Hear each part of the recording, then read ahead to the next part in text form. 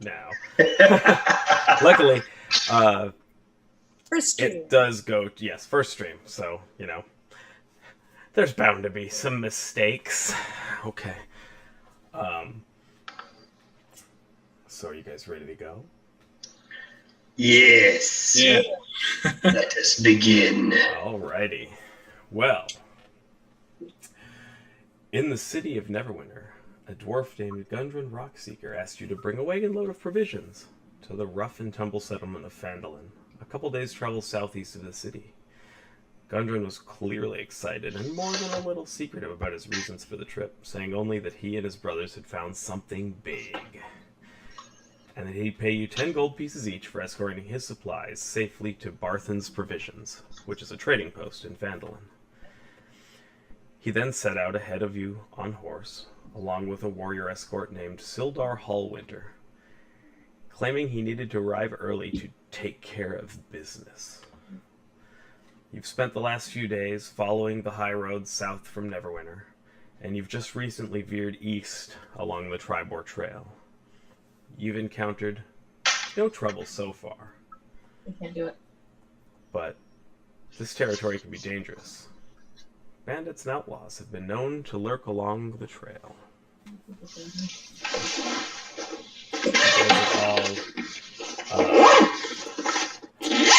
Escorting a wagon, you guys have made it to about to the select mode, somewhere around there. So branching off before Phandelver. Yeah.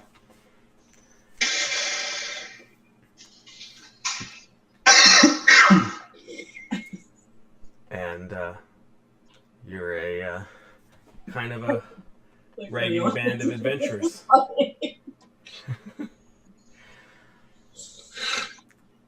So, what do you guys see of each other?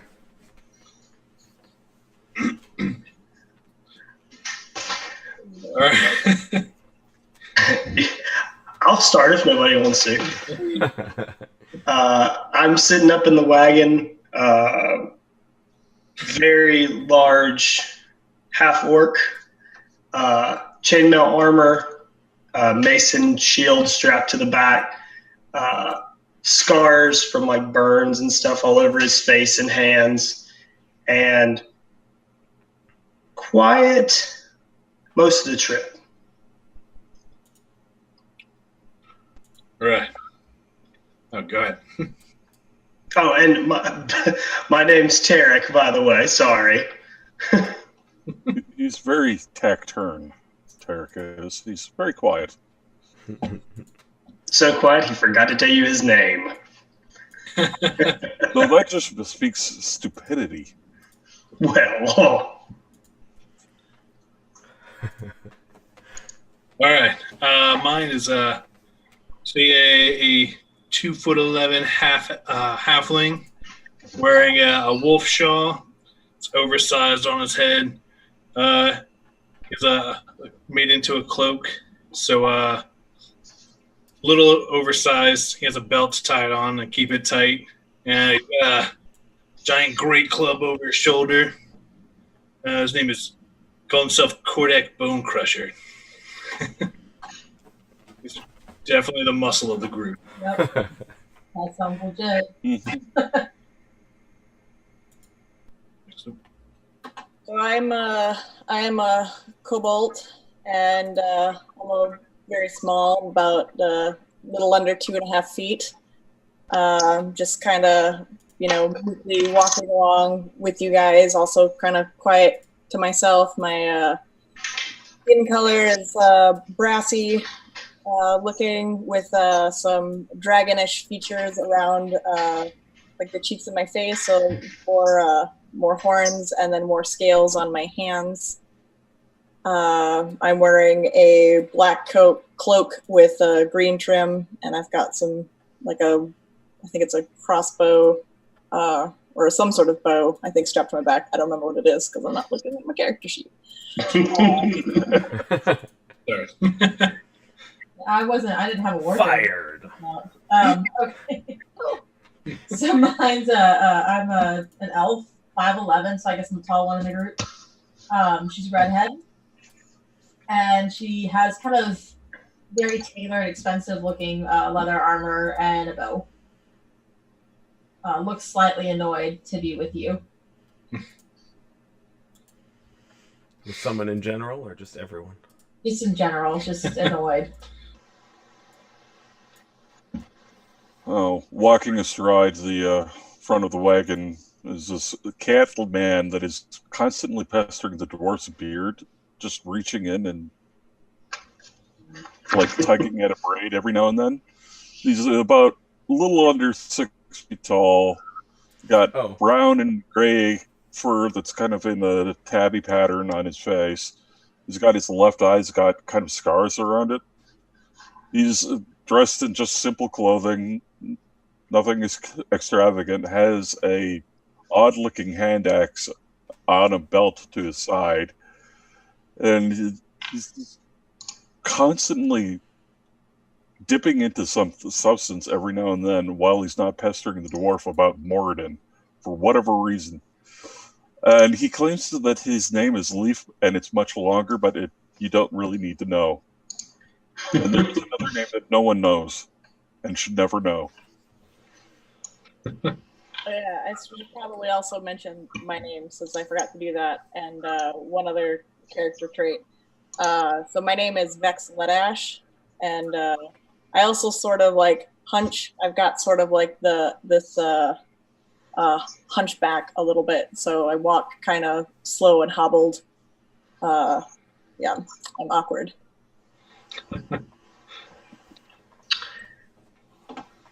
Excellent. And there is no dwarf, by the way, so I don't know who's... he went on ahead, so he must be playing with the half-orc's face or something. Well, he's dipping into a catnip of some sort, so he'd pretty well be hallucinating. I just see a hand reach up towards me every now and then. Yep, pretty much. So tell me, what's Moradin like? You know all about him, don't you? I do, actually. Okay. There's a emblem on the shoulder of his armor, the excuse me, the anvil of Moradin. It's a clerical mark on his armor, on my armor. Got to work on saying that. So you know all about him. Are we going to see him? I highly doubt that. Oh, I get to see the Cat Lord every now and then. Why can't you go see your gods? Come on. I think you're typically dead when that happens.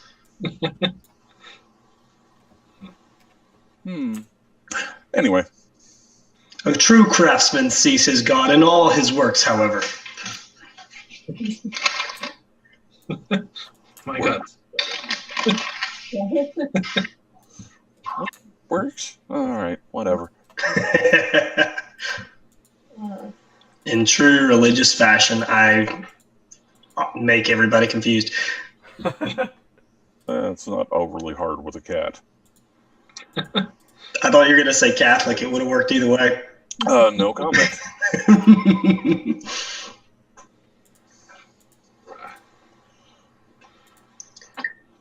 So now, what are we seeing? Right now, you've just recently turned on to the more rough and smaller trail heading towards the small mining town of Phandelver. And it's pretty quiet going. It's been a quiet trip. You're all just kind of trying to figure out who you know each other are and what the heck's going on and why they would have why Gundren would have hired such a motley crew of mercenaries. No, not really. No, you don't want that. No, not much. And seeing as it's boring, I'm probably going to take a nap in the wagon. Excellent. Who, by the way, is driving the wagon? Obviously not me. Yeah, I figured I was sitting up on the wagon. Okay. I was going to say, is it a single horse, 2 horses? 2 oxen. 2 oxen. Yes. And Well, it doesn't I particularly... sold a full oxen, so I guess I'll drive it. Oh, you need some oxen? You're definitely the person to handle some oxen. Yeah, I've been working out a little bit. I don't want to brag.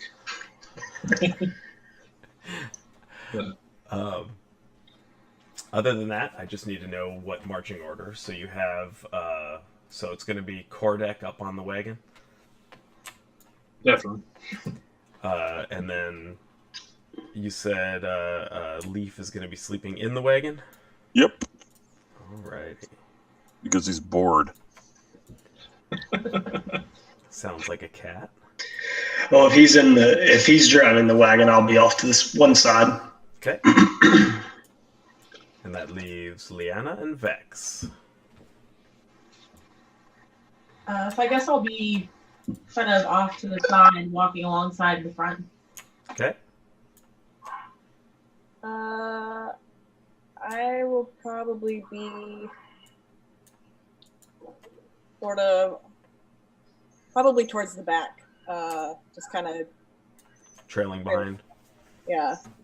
Okay. It's a pretty, I mean, it's a decent sized wagon, and it's loaded up with like mining supplies and just basically all kinds of general provisions and supplies for some kind of mining endeavor. You guys have been on the Tribor Trail just for... I guess you're not quite to the turnoff up to Phandelver yet. You're still on the Tribor Trail, but you've been on it for about half a day. And as you come around a bend, you spot 2 dead horses sprawled about 50 feet ahead of you, blocking the path. Each has several black feathered arrows sticking out of it, and the woods press close to the trail here, with a steep embankment and dense thickets on either side.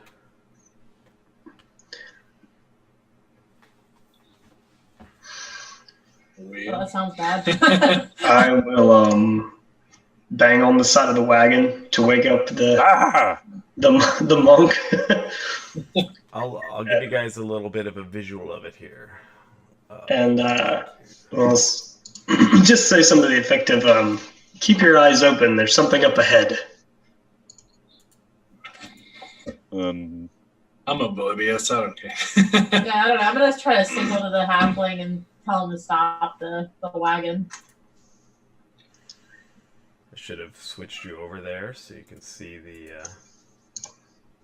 Uh-oh. I think one of my pages closed. Oh, there we go. Okay. I can't see, Michael. That's right there. I can't see because the screen's tilted. I meant like...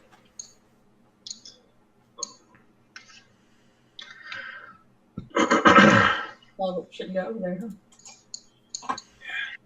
huh? All right. Can we roll like perception? Yeah, I guess I'll take a look around, see if I notice anything else. Anyone looking around? Why are you looking around? I'll look around too. I've got the high ground.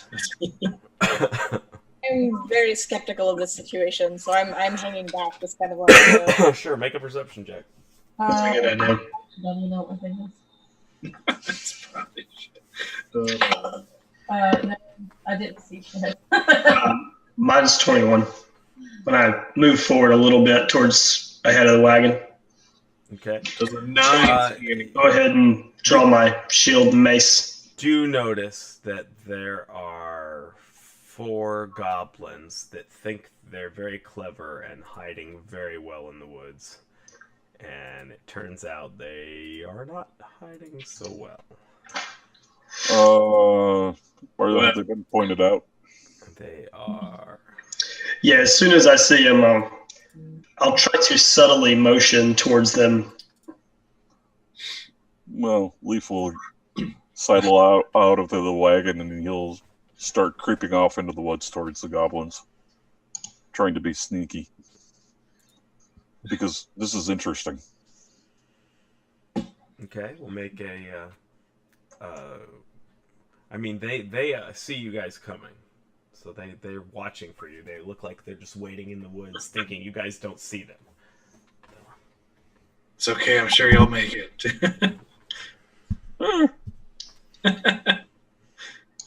Alright. Oh, then in that case, I'll rush off behind a tree to close the distance. All right, you're gonna try to hide behind a tree and then be stealthy. Yeah, sneak up that way. All right, go ahead and make a stealth check. That would be an 8.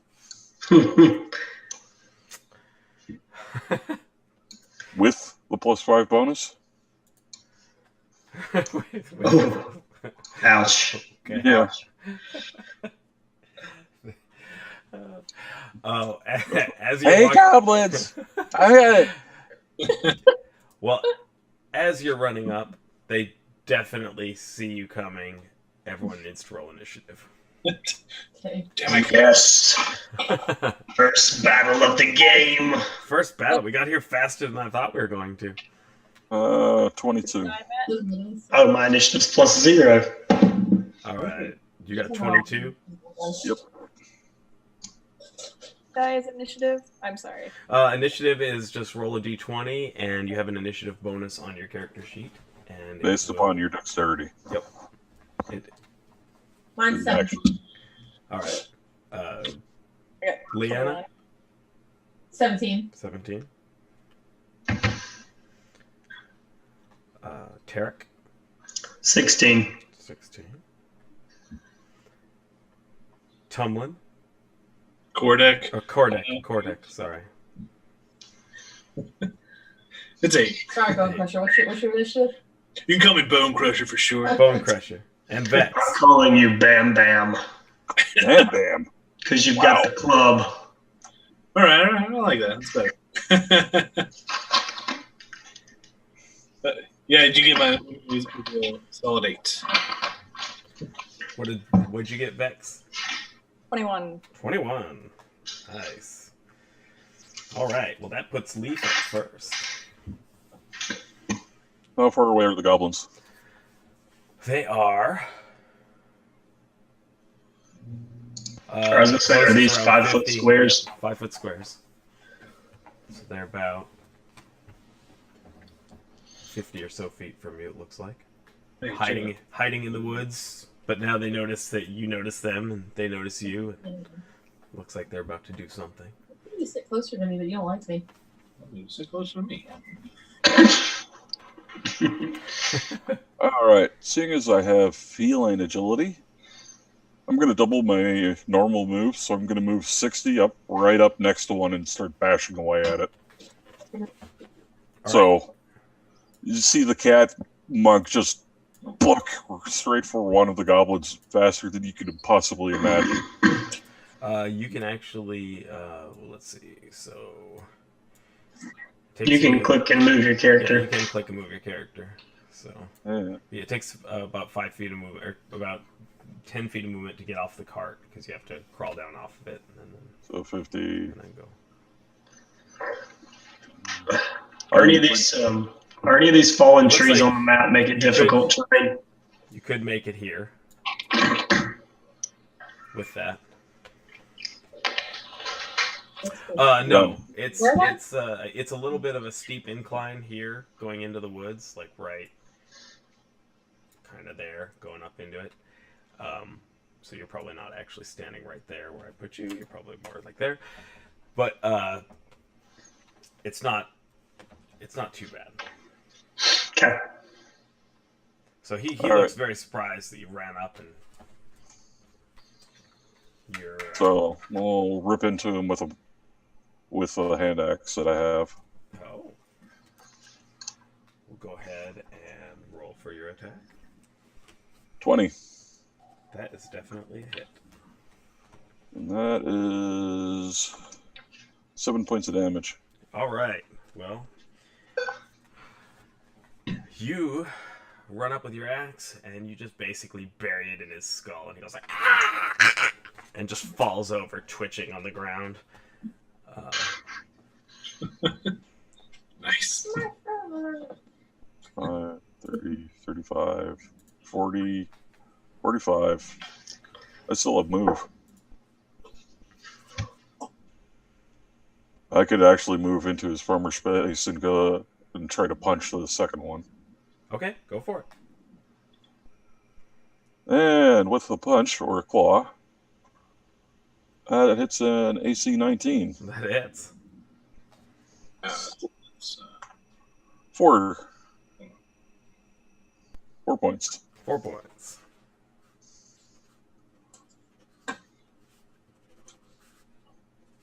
Alrighty. Did you claw him or punch him? Punch. Alright, so you... Same damage, You actually. You axe the first one, step over its corpse, and just clock the other one on the head. It's just like... Ah! Give me. That's it. And it's still up, but it looks like it wasn't enjoying that. Vex. It is now your turn. Wait, whose turn is it? Whose Vex. turn? Vex, yours. Oh, my. Yes, yes. The scaly lizard thingy. Yes. Oh, God. It is still daylight out, just so you know. Yeah, I don't like any of this. This all makes me feel really uncomfortable and terrible. So, I'm pretty, like, I think, on edge about everything that's happening right now. There's nothing near me, right? Yeah. I'm still just kind of hiding in the back. So, don't know that I actually want to go up and attack anything. So, I think I might just hang back here and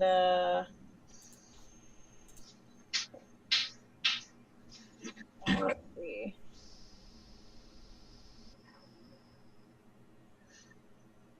Sorry.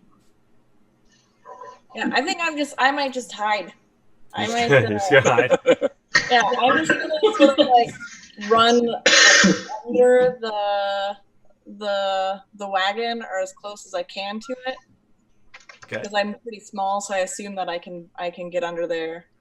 So I'm gonna just indicate that by just kind of being like there-ish, just like closer. And I just kind of run under there, and I'm just like very quiet. I'm just like, ugh. So just taking a defensive stance. So I'm just like, It's rough for you. it's like not, yeah. So I'm just on the defense right now. Okay. You're just hiding behind the cart. I would try like hiding under it, but I can't really indicate that. Yeah. So. Yeah, you crawl under the cart. You can definitely fit under there. You're definitely small enough. All right. That would put the end to you. That's all you're gonna do then? Yeah, I might try to like dig a little bit to kind of like, make my space a little so I can just like fit and like hunker down more. So I'm just like taking a really defensive stance underneath the cart. Okay. Well, that brings it up to the goblin's turn. The one that Leaf just punched, it decides it's gonna take its scimitar and that it's holding and swing it at this cat that just came up and clocked it upside the head.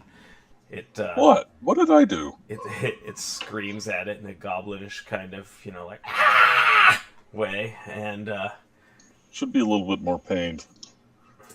I mean, you don't know what a goblin might or might not sound like when it's being hit in the head very hard.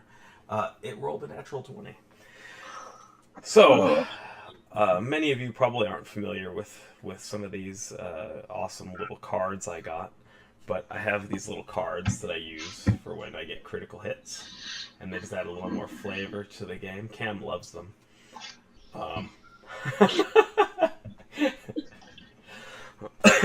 And yeah. So anyway, it stabs you right across the chest, and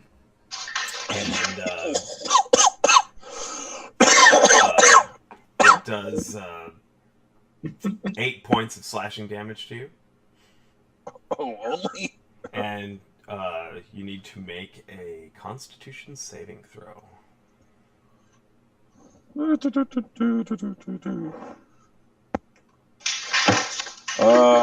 12. All right, that's enough. So you are not bleeding out through your stomach. Yay. But it's definitely a nasty, nasty wound that this goblin shoved into you with its scimitar. Oh, fair. Whoever said anybody about stabbing? The other two,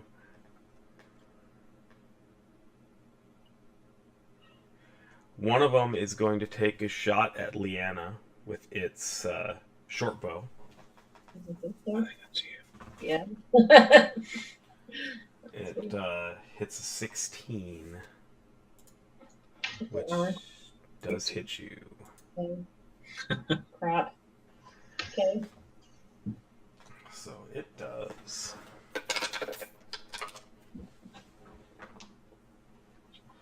4 points of piercing damage as an arrow catches you in the shoulder. This is why I hid. That's why you hid. Cam, you get none of that shit? What? Oh, it hit for 4? Yeah. I thought it hit for... Okay. So, Yeah. And that one is moved up there on the other side of the horses, and it's shooting at Tarek. It misses, though. It looks like it was a little bit... Yeah.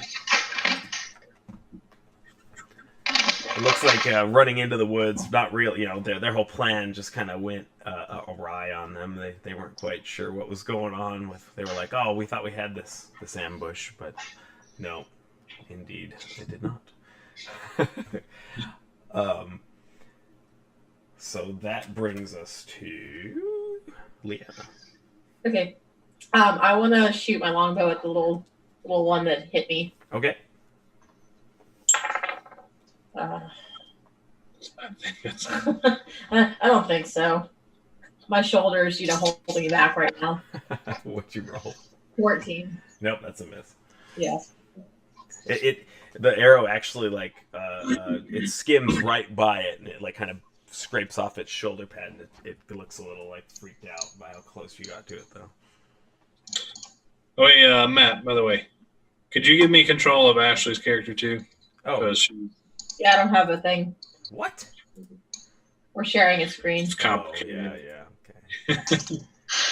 Dirty sharing people. Okay, there. Nelly, you're not allowed to roll dice. That was a 2. We have cats rolling dice for cats. Not confusing at all. All right. Does that end your turn? Oh, yeah, I guess that's all I can do, right? Or... No, I'm good. Alrighty. She feels confident in her ability to stand there. Tarek. For no reason. I will move 5, 15, 20. I'll move to there, and I'll attack this guy. Okay. And I'm just going to whack him with my mace. That misses. That's a 13 to hit. Yep, that's a miss. And then as a bonus action, I will give a healing word to our recently struck Tabaxi. And that's 1d4 plus 2. You're my favorite person. So you get 6 health points back. You're my favorite person. Most By far. Admittedly, The competition is only beginning. And let me mark that off. And that's it for me for the moment. All right, Kordek, you're controlling the oxen. You've pulled them to a stop. Could I? Can I move the ox? What? Yeah. You're gonna run over? You could. I could. Kordek's a little bored though, so he's gonna jump down and he's gonna give a battle cry to strike some fear into their hearts, and he's gonna raise his club above his head. Ah! How far can you go exactly? Not close enough. How far was that? 1, 2. He's going up here. I think that's like a dash or a run, right? Yeah, I think so. Yeah. Yeah. Yeah. I feel like that's a good move. He's fine. All right. So that's the end of your turn. Can you not hit him? Yes. That brings Now us I have to run. back to the top of the initiative for Ran Leaf. up there. Really I have short legs, okay? He was going to try to reciprocate to the goblin that stuck him. Okay. You son of a... 14, no, huh? No, that's a miss. And then he's going to claw out at him as well. How about 16? That hits. Yes, it is. And that is 7 points of damage. All right. Well, that finishes it off. That's what you get. So you see him yelling at the corpse over there of this goblin that just fell after he clawed its face. Pretty much.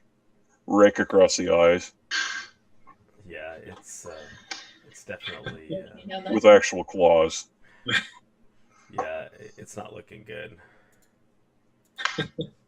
As in, it's dead. All right. Do you want to move or? I'm actually going to take the opportunity to rest so I can regain my special. Okay, doke.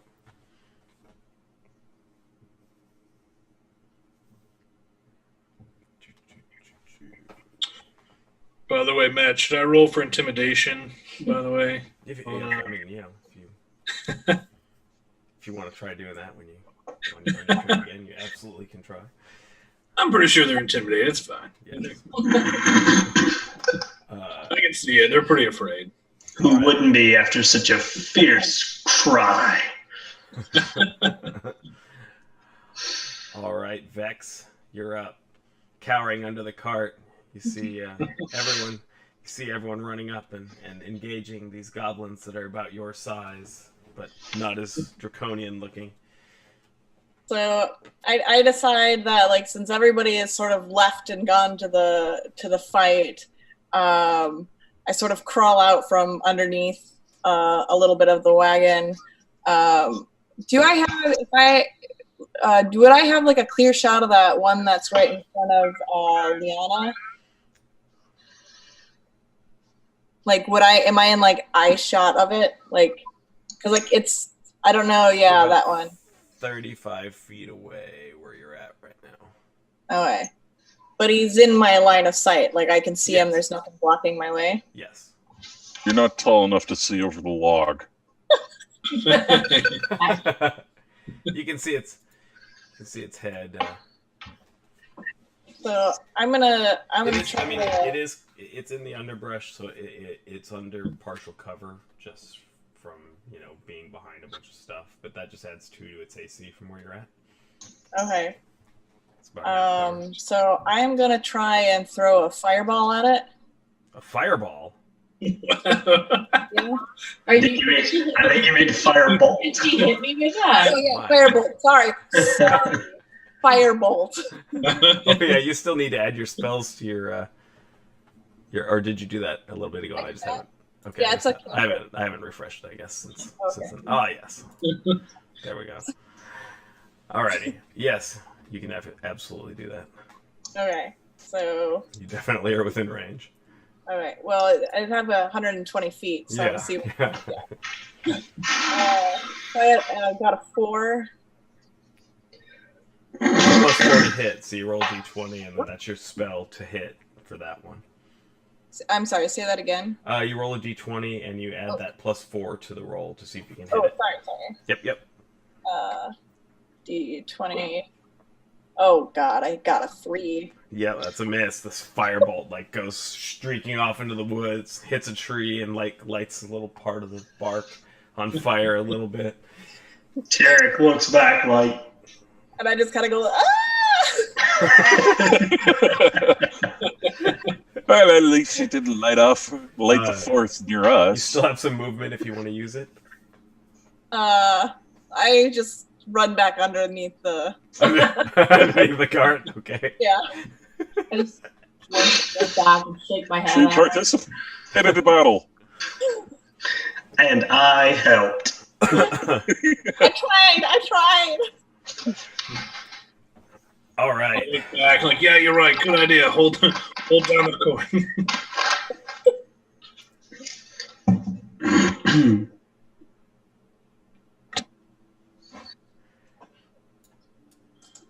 All right, who's up next? Who's the first?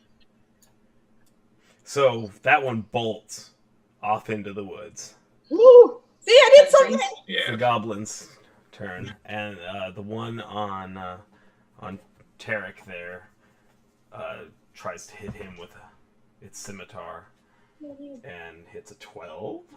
That misses. Doubt that hits. Yes. All right. So it is Leanna's turn. Oh, yay. Yeah, what happened to the other one? Where'd it go? Yeah, he ran. I scared him. He's like, He ran off into the woods. Oh, he must have. I think it froze when you said that. Oh, it did? That sucks. But yeah, he ran off into the woods and just bolted. Okay. How far can I move? Do you want to chase after him? No, I don't want to chase after him. Screw that guy. He hit me. Fine. How far can I go? 30 feet. Which So is how 6 many? squares. Well, I'm gonna come over here. Well, I'm gonna go that far right there. Kind of run up, and then I want to shoot somebody in the face. Yeah. Not the face. Not the face. You see a very scared Tabaxi looking as you're... Can I target this guy? Yeah. Okay. I mean, that's the only one. No, I'm saying, do they know what I'm talking about? Yeah. Okay. Ooh, it's 18. Plus whatever. That's definitely a hit. Plus 5. So it's 1d8 plus 3. Does a 23 hit? Yes. It's only 5. 5 damage. Alrighty. This arrow just shoves itself straight into its chest, not on the side of its heart, but it's starts spitting up a little bit of blood. Puncture the other lung. Yeah, exactly. Am I shooting him? Oh, you one? I think you only get one shot right now, right? They have to be 5th level. Yeah, you don't get a second shot with yours.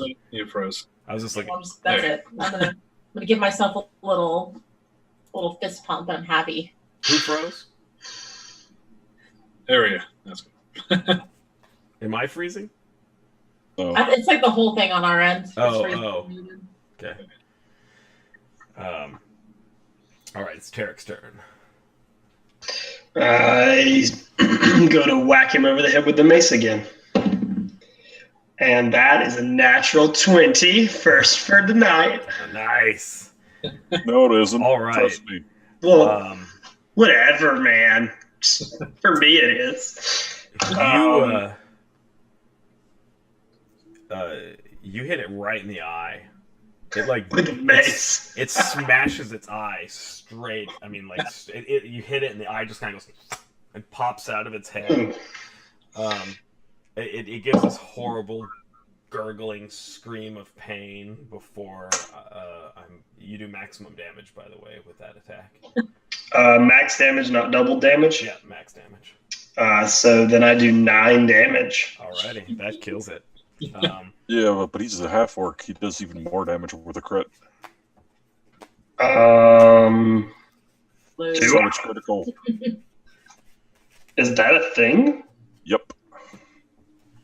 It's a racial feature. Really? Roll one of the dice an additional time and add it to extra damage. Oh, cool.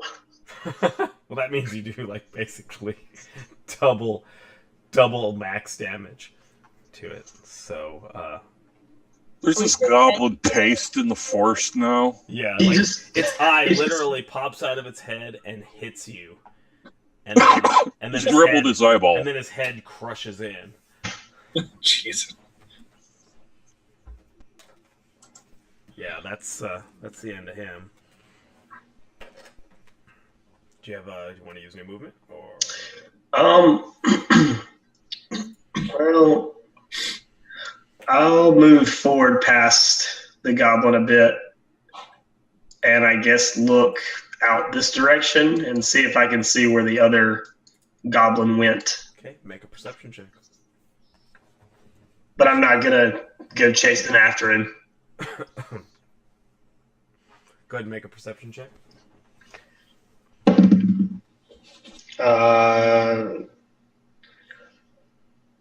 God, I can't do basic math. 21 is a 19 plus 2. All right, you don't see it. You don't see where it went.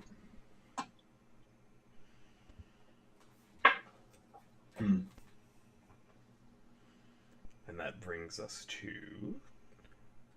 Kordak. Well, out of sight, out of mind. So we need to move the horses.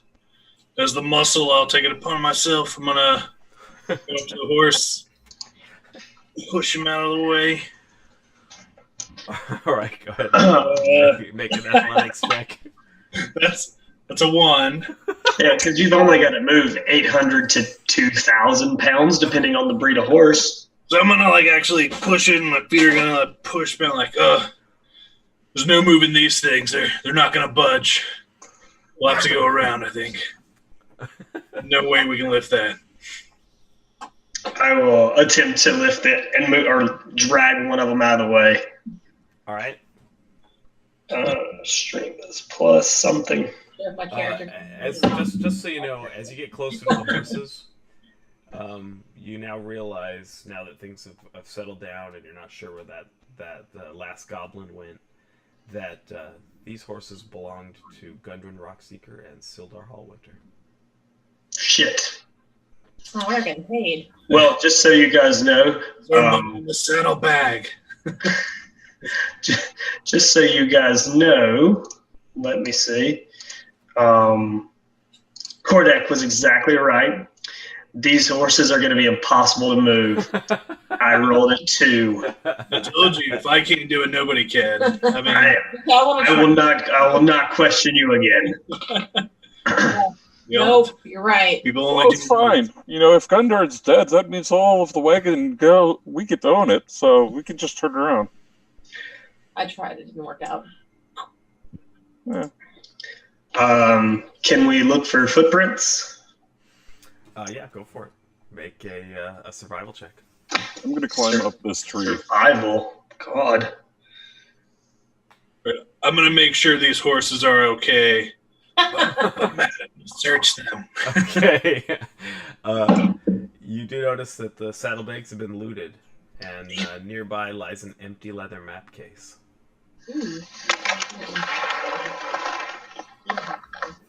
Uh-oh. That's another 20, Matt. You just rolled a natural 20? Yep. So 22 to look for footprints.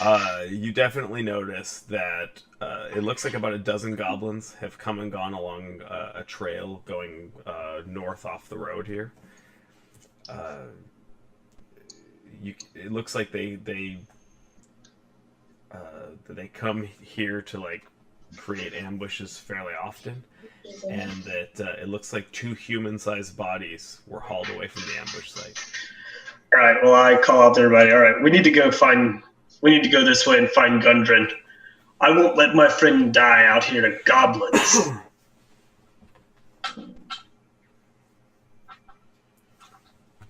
Okie dokie. And I start walking off. All right. Just for the sake of so we know what your what am I trying to say? I don't know. Your order, the marching order. Man, it's been a long day. I'm gonna do my best to keep in the front. Okay. His legs are a little bit longer, but Let's just. Leaf will try to stay in the front, but he gets distracted, following every now and then. So he's sort of lagging behind, so he ends up at the back of the party. Alrighty. I'm just. But he has to kind of sprint every now and then to catch up. I'm just gonna kind of line you guys up. Which direction are we going? North. Okay, well, Cat's in the back. Where's the cat? I'm going to sort of be in the back as well. I crawl out from underneath the wagon, and sort of like hearing what's all going on and just, following suit with everybody. Okay. Yeah, I'll just be in the middle. That's fine. I'm good. All right, so you're in the back. Guarding the wagon, by the way, it was very good call. Very strategic. No one's guarding the wagon. Oh, she was guarding the wagon, yes. Somebody had to do that. And the protective flares. We appreciate it. The one that was the most qualified. So, gotta protect the cargo. Well, on that note, we're just gonna leave the wagon there with the box. Yeah, we already killed the ambushers. It's fine. Are you gonna stay with it? How big is the trail? Can we bring it? No, I doubt it. It's a much thinner trail. It's like a walking path up the hillside there. Right, but before we go, let's feed the ox. It's It's a a little small snack. Do that. Yeah. I think before I go, I'm gonna pull him off to the side and try to hide him in a bush. Okay. It's Now, oxen, don't move. Don't stay there. We've bonded. I'm sure they'll listen. Step right into the ox isn't a phrase. So and then I'm going to the foot. Okay. All right, so you guys are heading up the trail, searching after where the goblins you think may have gone. You go up this trail about 10 minutes, and I need the two people in the lead to make a perception check. Oops. Only got a 12. Alrighty. I got a.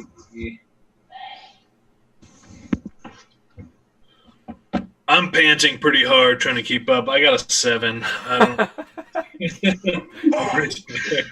Your legs are shorter. It takes you longer. Okay. So. All right. Well, Very- Tarek notices something wrong with the path up ahead. You basically, just before you get to it, you stop short and you notice that there is that there seems to be some kind of snare in the trail. Looks like the path's trapped. Anybody good with that sort of thing? The path is what? Trapped. How do I do that? I have that, don't I've never. I'll take a look. Is it just a basic rope snare? Yes. Just cut it. That's what they want you to do.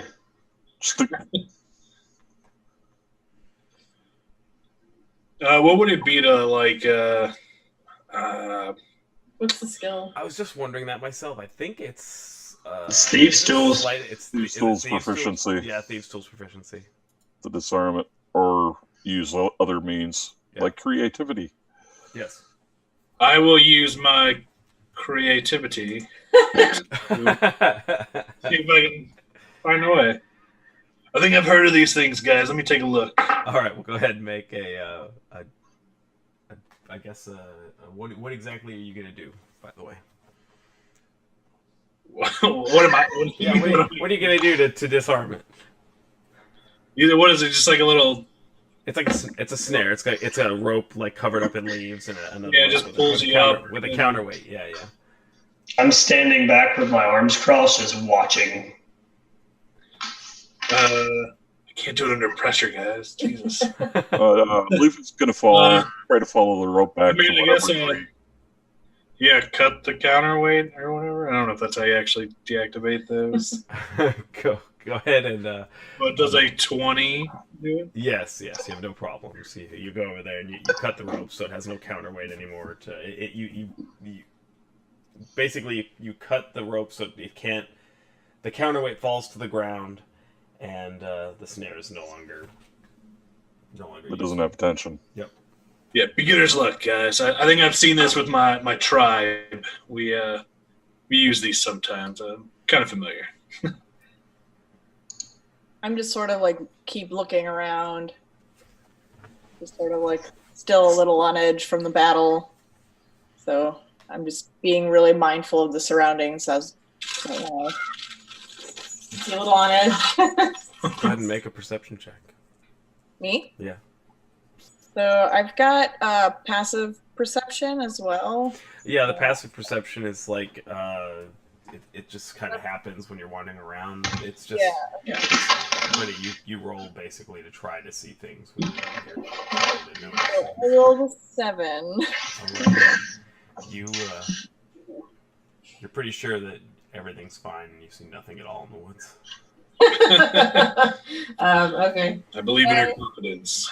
So I relax a little bit. I'm like, all right.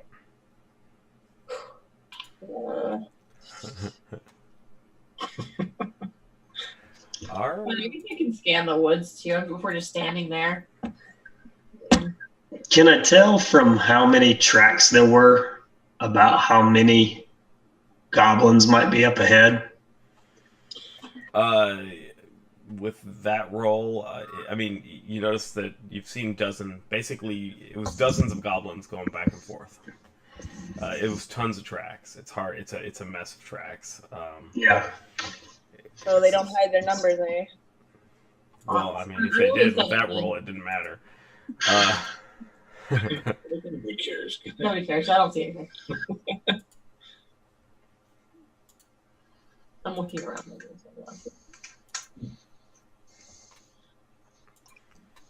So, I mean, you guys can continue on if you'd like. Now that the cat came running back out of the woods after chasing a bug. All right. Well, I'll take up the lead and press on. Alrighty. Take up the lead. About another 10 minutes down the trail. Make another perception check for the two people in the lead. That's a 13. Oh, shit. I think I got a 15. I rolled 23. You got a Nice. You got a 15, Kordek? Yeah. This time you notice that there is a false floor on the trail. It looks like someone's tried covering something up. It's. I'd like to see where this goes. I'm not going to say anything. I threw No, that. I'm just kidding. I threw that halfling in the. I like holding my hand and stuff. I'm like, whoa, guys. There's a pit here. So, It is indeed. wow. I mean, it's simpler just to go around, so no point. We'll just go around. All right. Oh, actually, No, we're gonna go around. That's why. yeah, okay, let's go. Yeah, it looks like it was like a hand dug pit that they just covered up with like branches and stuff to make it blend in with the forest floor here. And Actually, I'm gonna kind of disturb it because I don't want to fall into it later. okay. It's always a possibility. I'm gonna kind of knock it in. Okay. Alrighty, yeah, you do so. The branches fall in. You can see it's like a 10-foot deep, 6-foot wide or so pit, and it just has like kind of shallow like. It's not too steep walls. It's not like a straight down pit. It's kind of like they kind of dug it. You can tell it's hand dug. Okay. Goblins are so crafty. You know? Well, the object of digging a pit is that you have to get out of the pit. Is there anything in the pit? Is it just empty? It's just empty. Yeah. Hmm. Full of dirt and leaves now that he's shoved in there. I got a hole of dirt. That's not exciting. It could be. As you're heading up the trail, it keeps getting like it's just a slow slope that keeps like it keeps sloping upward, and it keeps getting more and more steep. It's pretty steep,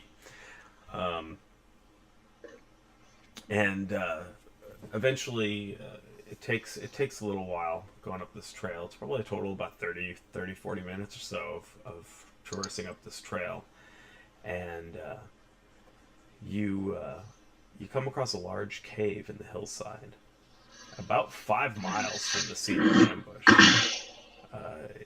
There's a shallow stream that flows out of the cave mouth, which is screened by a dense briar thicket, and a narrow, dry path leads into the cave on the right-hand side of the stream.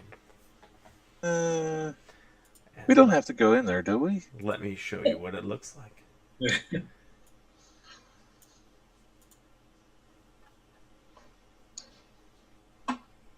Just blackness. Just a cave. It's okay. I do have dark vision. I shouldn't see really this much dark. No, I'm gonna reveal the area for you.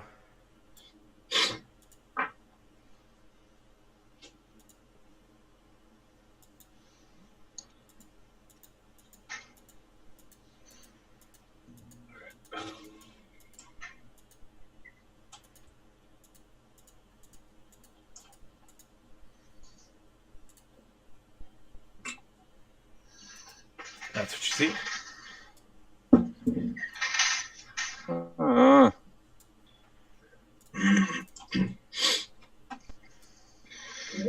And you said the stream is dry?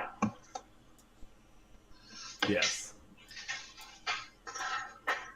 Well, no, it has a dry path going into the cave. Oh. Does it drive everybody into a cave? Is that what's happening? Yeah. Okay. Yeah, but we have to cross the stream. Yeah. And you should never cross the stream. And I guess actually, Sorry. At least not in this plane of existence. you guys are probably more like. All right. Sure, let's go in. Well, I want to look around, make sure, look for tracks or something. You guys are more like this. Does everybody have? Oh, hell no. Does everybody have dark vision of some kind? No. You don't. You can't see it. I don't think I do. Anyways, let me check. Why would you? I don't know. Halflings have stuff. We don't have that. I do not.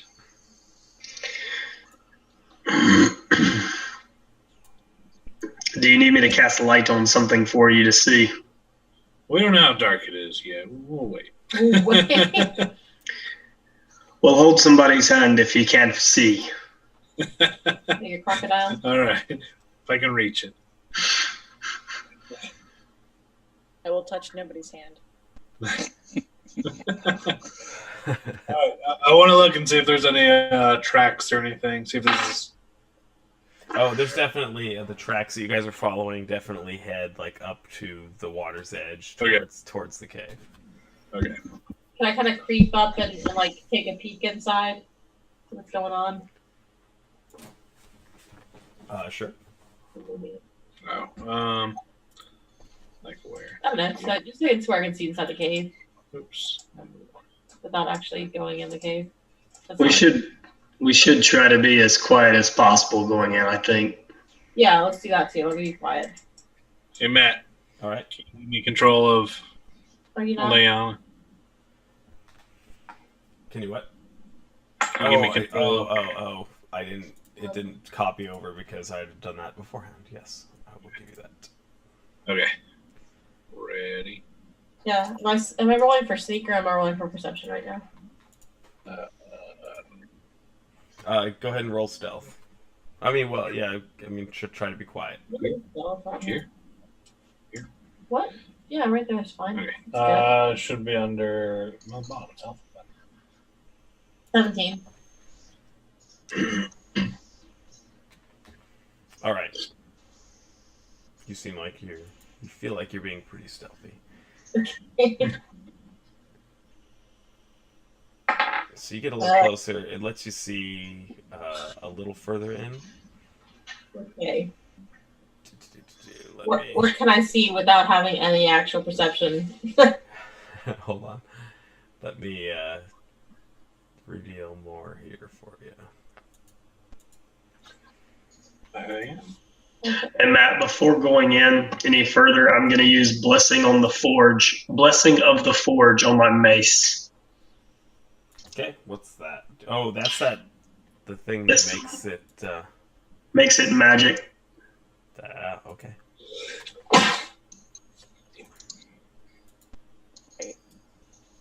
Leaf is just sort of staring at the stream, and it's not deep, is it? And he refuses to get closer than where he's at. I thought it was dried out. No, there's a dried out. Right here is a dried out path going in. It's actually a pretty quickly moving shallow stream. Shallow for who? Yeah. I guess you'll have to find out. I can carry you over if you need. Somebody throw me. Or I can throw you. It's actually it's not moving. It's not moving that fast. Actually, it's not like it's not. It's just like it's a small just stream coming out of the mountain, and it's just making this nice As we say in the South, it's a creek. No creek, man. All right, I guess I'm gonna creep up. And is there any light in the cave at all, or you're gonna creep up? No, there's no. It's dark. After the sunlight going into the cave is all that's lighting it, like in that little section, and then it goes into darkness inside. All right, I'm gonna hold my hand up for the orc and see if he. What do you need? I need you to hold my hand. Okay. I want him to. I lean way over. Okay. I guess you light my my club up. Sure. And I put a hand on his club and cast light. Nice. Hope this doesn't bring down the value of it. I guess you actually do less damage because it's no longer a maul; it's lighter. So it's more like you're hitting with balsa wood now. Wait. Nice. Alright, I'm gonna follow this trail up behind you guys, practically going a little bit more towards the cat, but yeah. Leaf is going to get close to Tarak, and it's that offer to carry people. Is that still good? Sure. Okay, he's going to start climbing up on half orc. Okay, I'll kind of step out into the middle of the stream. Okay, you notice it's only like 2 feet deep. Okay, basically to give him room to just jump across. Over my head. It is. All right, as you jump across, on that side, from the stream flowing through the cave mouth, you see a small area in the briar thickets that's been hollowed out to form a lookout post or blind. There's wooden planks that are flattening out the briars to provide a room for guards to lie hidden and watch the area, including a pair of goblins lurking there right now, just kind of like...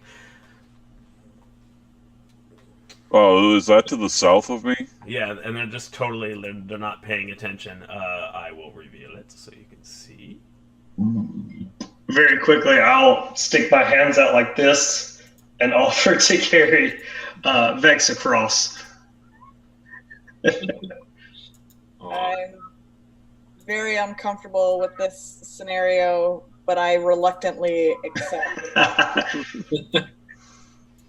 Thank you. So does that put me? Yeah, right. I put you on the bank on the other side. So, but I mean, they as you come across, they're sitting there, and they just seem to be like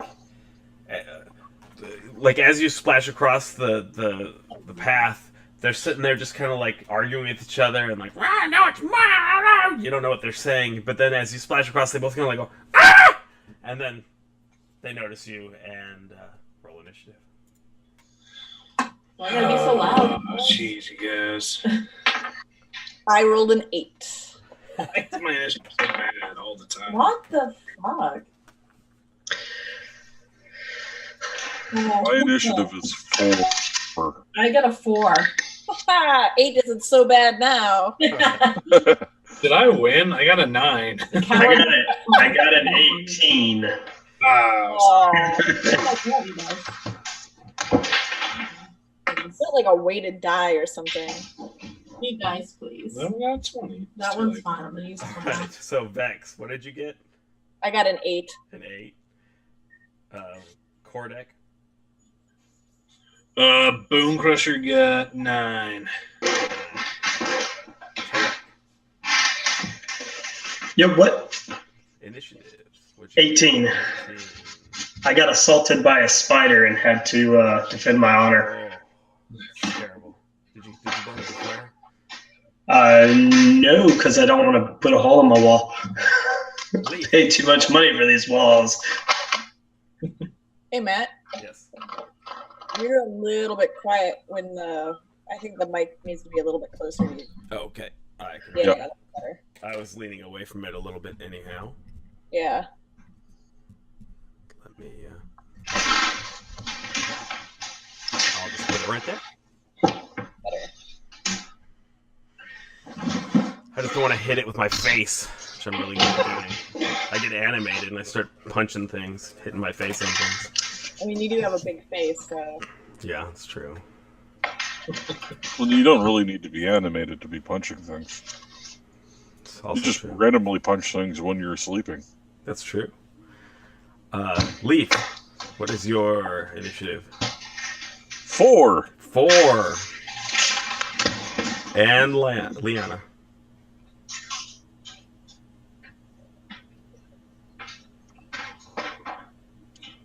That was you. Oh, she got a 4. She got a 4 as well. Nice. All right. Well, Tarek's up first. Is it? Let's see. Yeah, okay. I'll move like straight up into their faces, and You kind of have to. Obviously, you're walking through those two people. The briars are really, really thick right there. So you kind well, I went 1, 2, 3. All right, because it's considered difficult terrain to go through people. So just so you know. Well, you know they're little, so I just step over them. I mean, I would believe Leaf that. isn't little. I'm 5'10". Oh, is that Leaf right there? I thought that was. How can you not tell the difference between the Tabaxi and the Mighty Barbarian? Yeah. Super tall. Right. And Anyway. yes, the 5'10" Tabaxi did need you to carry him across the water. Yeah, the monk probably could have just and hopped to begin with. It's water, man. You know what had to happen if I slipped into it? I'd get wet. You would be damp. Exactly. That can't happen. And then I lay into him with my club or my mace, and that's a 21 to hit. That definitely is. And 6 damage. Alrighty.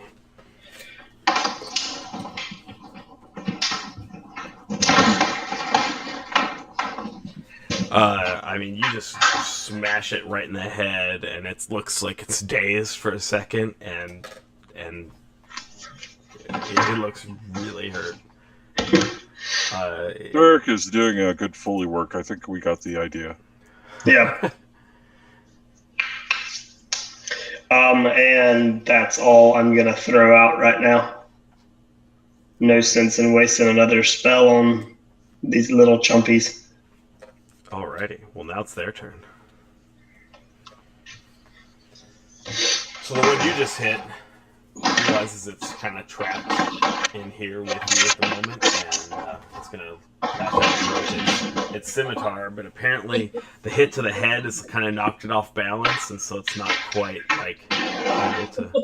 Cameron is so loud right now that, I know. I can't hear anything you're saying. Same. Sorry.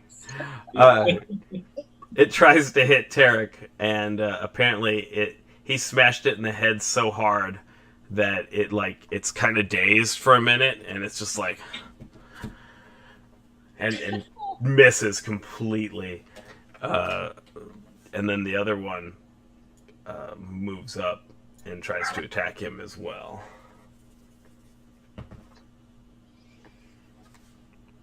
Sorry, I just realized my computer's unplugged and it's flashing at me that I'm about to die. Oh, that's always interesting. Well, both goblins completely missed you. The one was hitting the head so hard he couldn't figure out what happened, and the other one was just screaming at him and something in their language, and then walked up and missed. And the one that got in the head looks at him and I just taunt them with "Is that all you've got?" They just kind of snarl at you. And it is now the mighty barbarian's turn. All right. So, what is water? I imagine difficult terrain, right? I mean, it is if it's waist deep or higher, and so for 2 feet deep for you might be considered difficult terrain. What if it's it is? Yeah. Hypothetically neck deep? Yeah. What would that be? It's difficult terrain.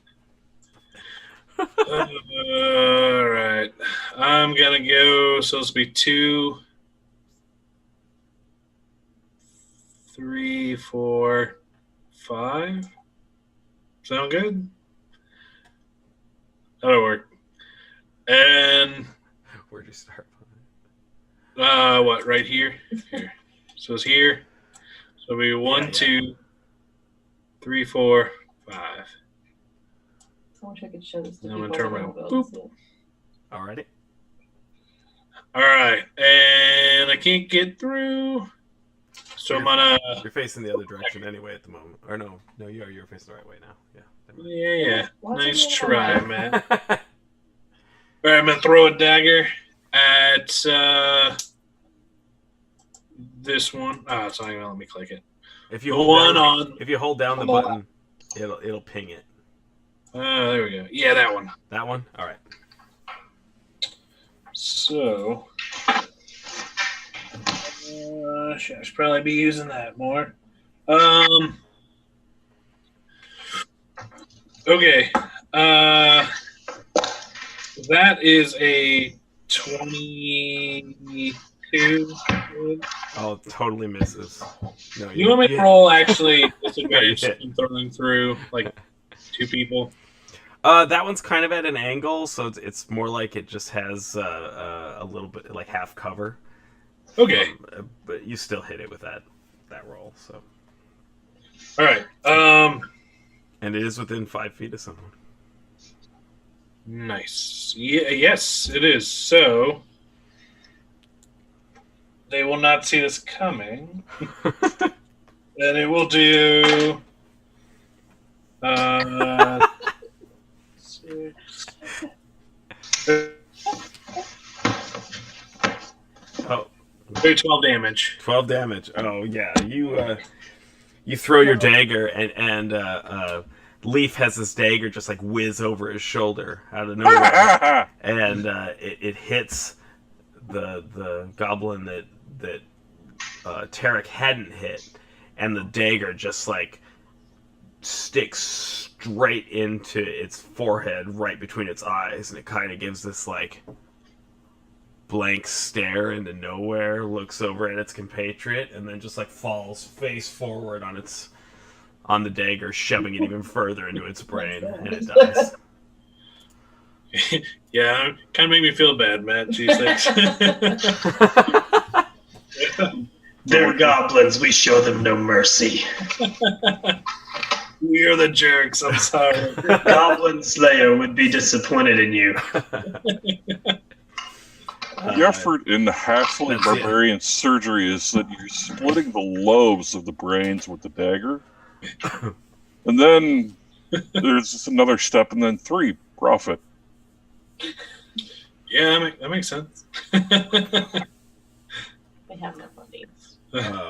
Is that the end of... I think that's about all you can do. Is that not enough? Jesus. I mean, you have got some high standards to live up to there. It's Beck's turn. All right. So let's see. You can move through friendly units, by the way. It's considered difficult terrain, so instead of it being a 5-foot space, it's considered a 10-foot space to get through. I've got a dumb question. How do I turn my avatar around?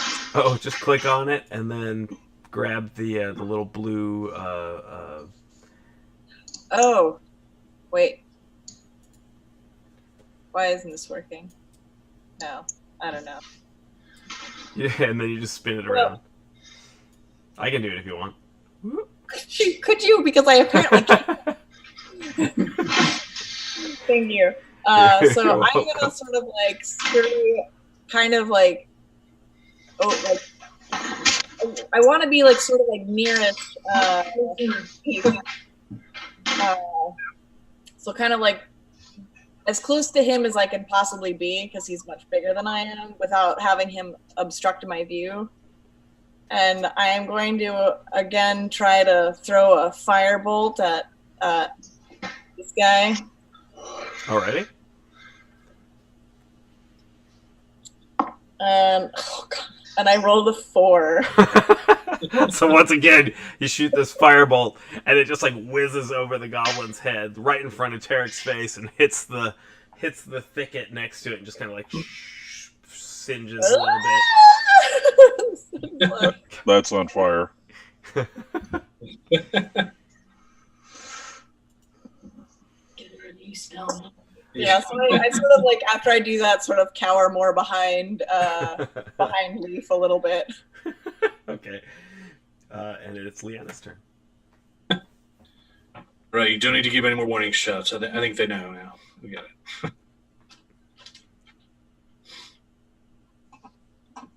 So, next. Should I get, I don't know. Leon, yeah. Last. Oh, okay. Everyone's in my way. Can I see anybody from where I'm at, or is that guy dead? Yeah, it's really hard to see them from here because they're like kind of behind that thicket. Okay.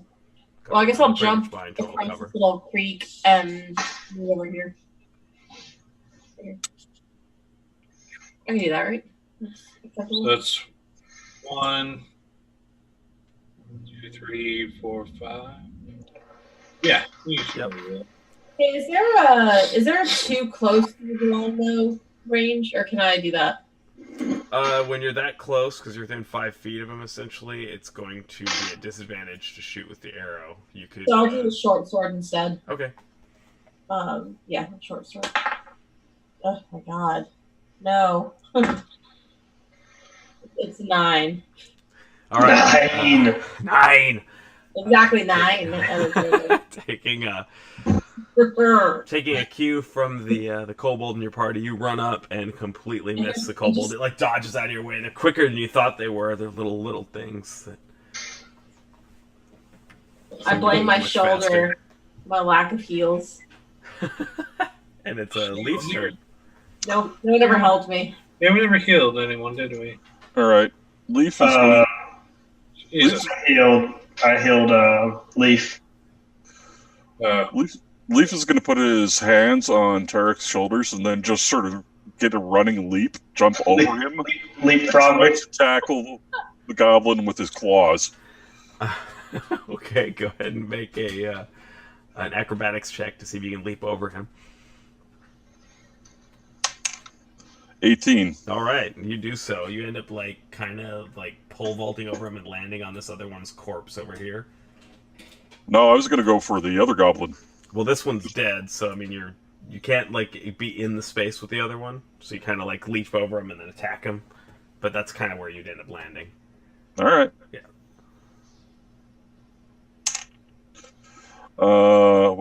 With one claw 1, AC 23. That hits. For 4 points of damage. Yeah, that was enough. The first claw just just rakes through it. Second claw was AC 8. Yeah, so the first claw just tore it apart. I mean, it finished it off. It's sitting there looking dazed, looking at its buddy that's on the ground, wondering, and then the claws just come down and You just see this giant half orc, and then there's this cat comes over. With a gurgle, just falls to the ground. Can we check their bodies for any keys, pieces of paper, notes, anything like that? Definitely check their Yes, bodies. you can. They don't seem to have anything on them other than their gear, the scimitar and their armor and the short bows they carry. I would like to get my knife back. Go ahead and make a percentile check, 50% chance to get it back. High or low? 1 to 50, you get it. 51 and above, you don't. 22. You have to perform a athletics check. You said 22? Yeah. Yeah, so you roll it over and just pull the dagger out of its head. It seems undamaged. And you said they have bows? Yeah, short bows. Short bows, scimitars, and some goblin leather armor. Nice. They also I guess I'll take have these hide shields that they use when they're wielding the scimitars. I'll take a bow, because why not? Okay. Alright. This is a normal short bow, there's no negative goblin crap. Just a normal short bow. Okay. That you can tell. I mean, it's cursed. You die. No, I'm just kidding. No, you're fine. Right. Good. Alright. I guess let's head in. Alrighty. Well, who's going to take the lead? Well, not I. I will take up the front if nobody else wants to. Oh, it's my spot. Then go. Oh, you go ahead this time. Sure. Luffy's going to crawl on Tarek's back again. Just to stay out of the water. We have to go back over the water. Well, no, we go along the. Yeah, we can go. Yeah. Yeah, so I'll move up and go in. All right. When you get to about here, by the way, if you hold down Alt, you can kind of move them off to the side so they're not stickied into the center of the That's cool. thing. But anyway, as you get there, just inside the cave mouth, there's a few uneven stone steps that lead up to a small, dank chamber. On the east side of the passage, the cave narrows to a steep fissure at the far end, and it's filled with the stench of animals. Savage snarls and the sounds of rattling chains greet your ears, where 3 wolves are chained up just inside the opening. Each wolf chain leads to an iron rod driven into the base of the stalagmite. Yeah. Oh, I forgot to Hey, talk. you can do a calm animal. Ooh, yeah, let's do that. I want a pet. So you see... Oop, I don't want to do that. I want to do this one.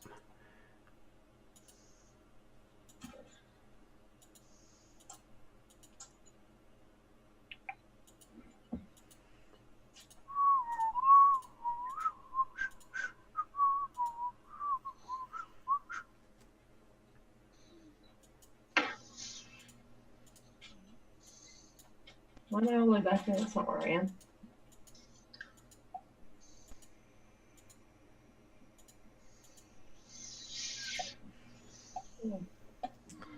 So what you see so far, these wolves, they're sitting there just like snarling and they're chained up.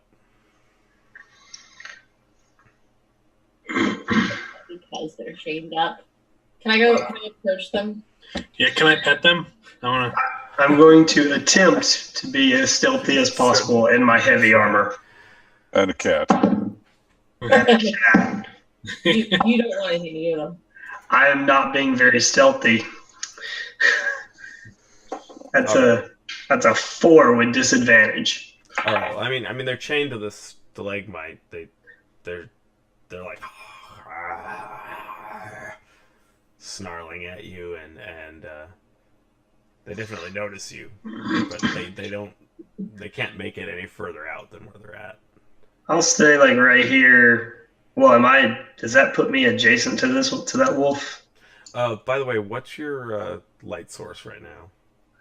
I cast light on Kordak's mace, or sorry, not mace, his club, and I have dark vision. Okay. Being where you're at right now, you can see up to about... I think I get 60 feet dark vision. Yep. Because this is not my warlock with the 120-foot dark vision.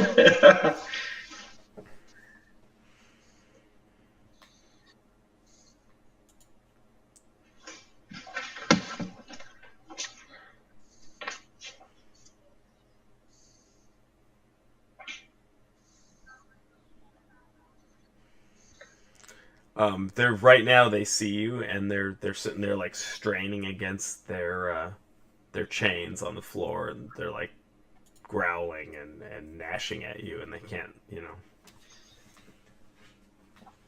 What do you do? I leave them alone because I'm not here for doggies. Oh, he's not talking to me. I mean, we're not like an initiative. Oh, okay. Well, I want to go see if I can calm down then. Try All right. that.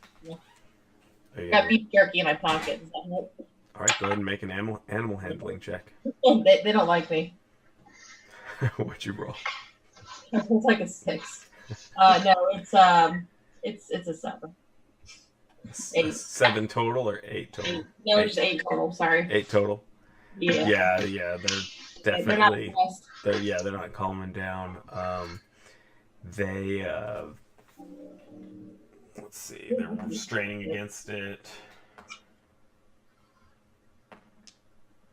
The third one actually ends up breaking its chain. Okay. Look, they want to play. I don't think I rolled that bad. And as soon as that happens, can I step up in front to block it? Yeah, absolutely. So it runs this way. Go ahead and roll initiative. I made a mistake. I am using these purple dice forever. 18. All right, hold on a second. 17. That's mine. What? Did you want something else? Yeah. It hurts actually. 8.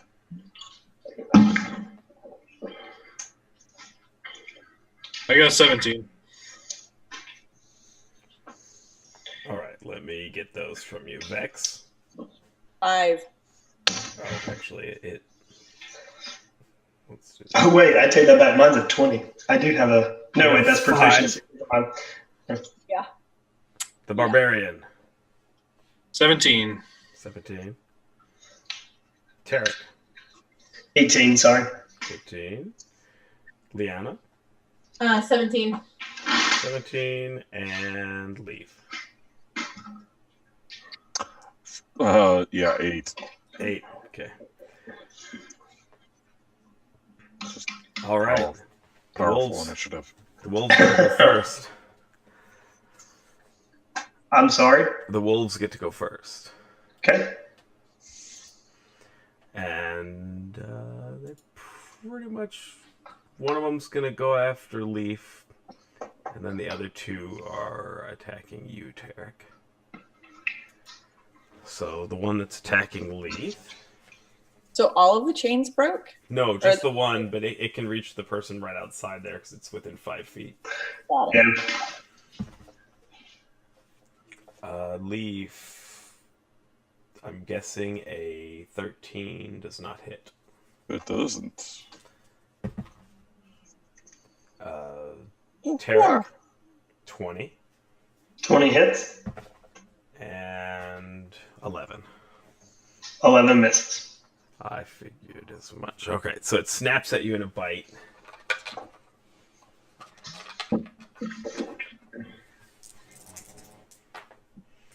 And does 4 points of piercing damage. Okay. And I need you to make a strength saving throw.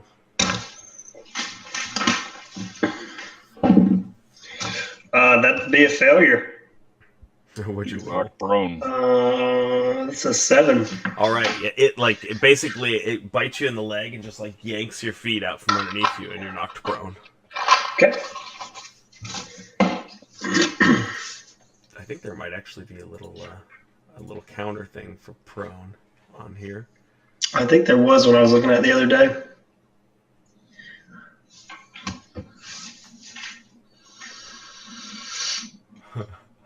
I guess maybe that one might be. I'll use this. That looks like my back hurts. Yeah, it does. You don't know why, but probably you just fell over. But all right, and you're next. So I'll use half my movement to stand, and then I will smack the wolf over the head and say "bad dog" as I do it. all right, are you smacking this one? The one that attacked me and pulled me down. Yeah, This one? That was that one. The one next to the stalagmite. Okay. Well then, no, I won't hit that one. I'll hit the one that got out of that broke its chain. Okay. That is a 12 plus 6, I believe. So 18. That definitely hits. Man, I'm gonna get a 1d6 plus 3 plus 1. So 9 damage. 9 damage. Nice. Yeah. And that one is number. Because my Blessing of the Forge gives makes my weapon a +1. All right, so you just hit it with your mace. Yep. You just like clock it on the top of its head. It's like, "Arr!" It's still alive, but And I scream at it, "Get back in your spot!" it looks, it definitely looks bloody. And then it doesn't look like it's backing down though. Leanna. I'm gonna shoot at it. You're right next to it. Huh? Not that one. All of them? I mean, I guess since it's chained up, so. Yeah. The chained up one.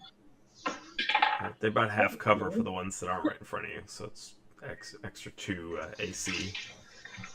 No, I feel bad at the last minute. I pull my bow to the side and miss. What'd you roll? A 1. Oh, you get a card. Hold on. I need new dice. She's gonna fucking shoot me. She's gonna shoot me in the back. She did indeed shoot you. God damn it. Sorry. So go ahead and roll damage on Tarek. Oh, jeez. Really? Yep. Oh, Matt, how much damage did you do to me? Did the wolf hit me for? 4 points of piercing? Yes. I think I killed him. It's 11. Okay, so that knocks me down, and I hit the ground, and then I get back up. Oh. Because of Relentless Fury. Relentless Fury. or whatever it's called. So he hit him in the back, and he's like, ah! And he looks like he's about to fall over, and then he does the whole Hulk Hogan, ah! And he gets back up, and he's fine. Well, not fine. He's very, very hurt. For this particular second, because I only do that once a day. Yeah, I'll try not to shoot you again. All right. Well, it is the core deck. All right. I can't. I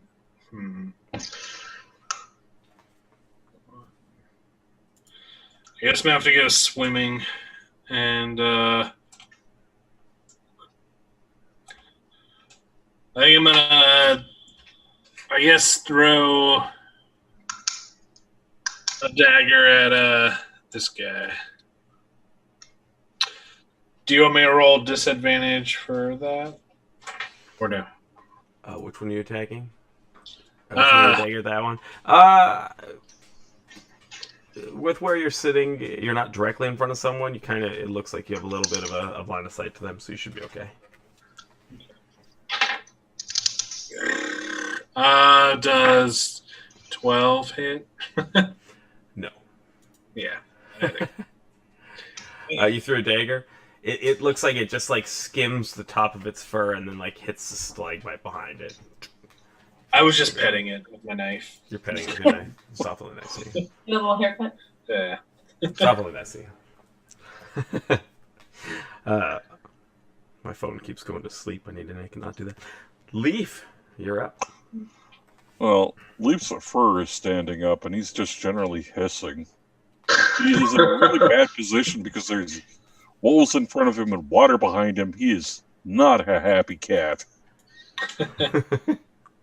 So he's going to lash out with the hand axe at the wolf in front of him. AC 18. That hits. 7 points. 7 points to the to this one? Yep. All right.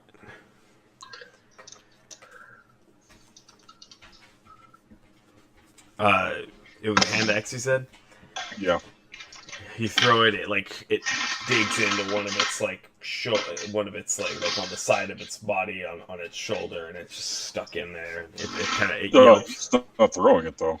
Oh yeah, you were there. Yeah. For some reason, I thought you were throwing it. I don't know why.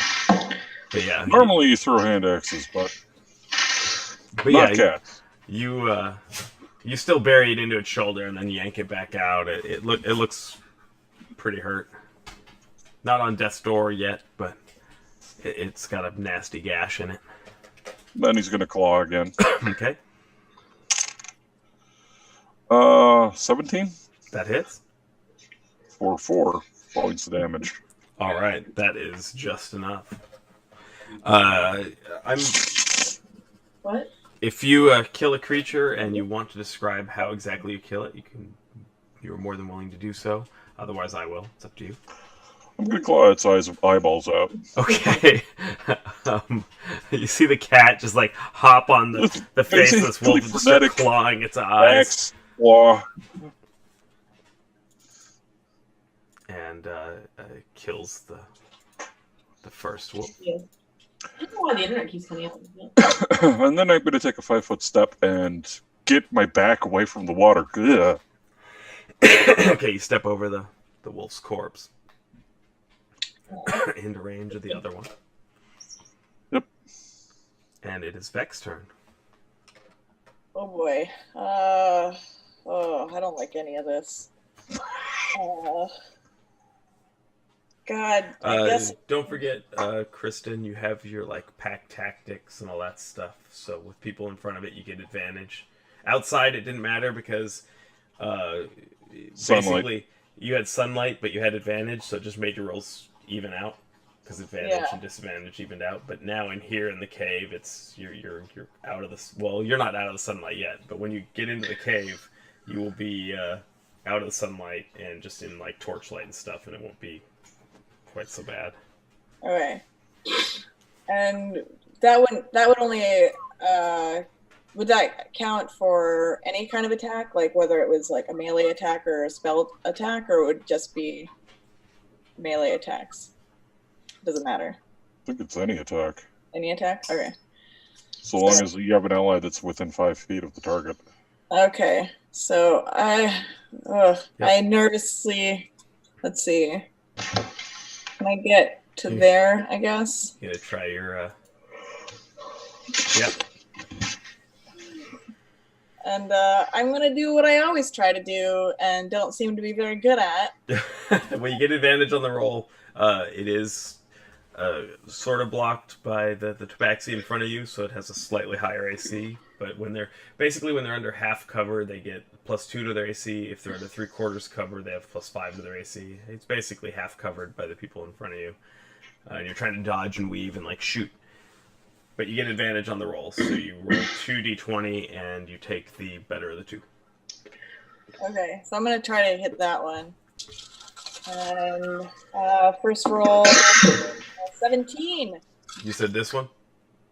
Yeah. Okay, that hits. So I might just stick with that, right? I mean, you can roll the other one. Roll it again, because if you get a natural 20, then... I get a 15. Okay. So, okay. So, and then 1d10, I got a 4 + 4, so 8. Oh, wait. I think you just get the +4 to hit, and the 1d10 is just 1d10. Oh, okay. Oh, okay. It'll say if it's if you get a bonus, it'll say. Yeah. Okay. So then I just hit a 4. Yeah, that was enough. The firebolt hits it. You're like, it finally hit. The bolt hits it, and it like just burns away its flesh on its face, and it just like makes this like pitiful like whining noise and like falls to its death. No. Poor Excellent. Wolfie. What's wrong with you guys? That's the end of your turn? Yeah, I feel pretty pleased with myself that I actually did something this time. So Yay! I just celebrate in my stoic kind of like, yes. Stoic, kind of fearful, hiding behind the... Yeah, like still sort of like cowering, but feeling pretty proud. All right. Well, it's the wolf's turn, and it's the one right in front of Tarek, and the one that missed you last time, and it sees you're bloody, and it's just like, I need to get after this guy. Flips. Oh, I forgot to roll their pack tactics last time. That's my bad. But now there's only one left, so there's no more pack. They get advantage if there's a bunch of them around you. You can be its pack. Let it live. It missed anyway. It like bites and just you like kind of like just dodge out of the way in fear of your life because you don't have a whole lot left in you. And it is now your turn. I will disengage just in case because I don't want to get. Well, you know what? Fuck it. I'll hit him with my hammer or my axe or whatever I'm carrying. A mace? I'm using a mace. What are you carrying? I think I'm using a mace. Okay. I don't remember. I'm used to using a sword. I have a mace and a light hammer, so I whack him with my mace. 13 plus 6, 19. That's it.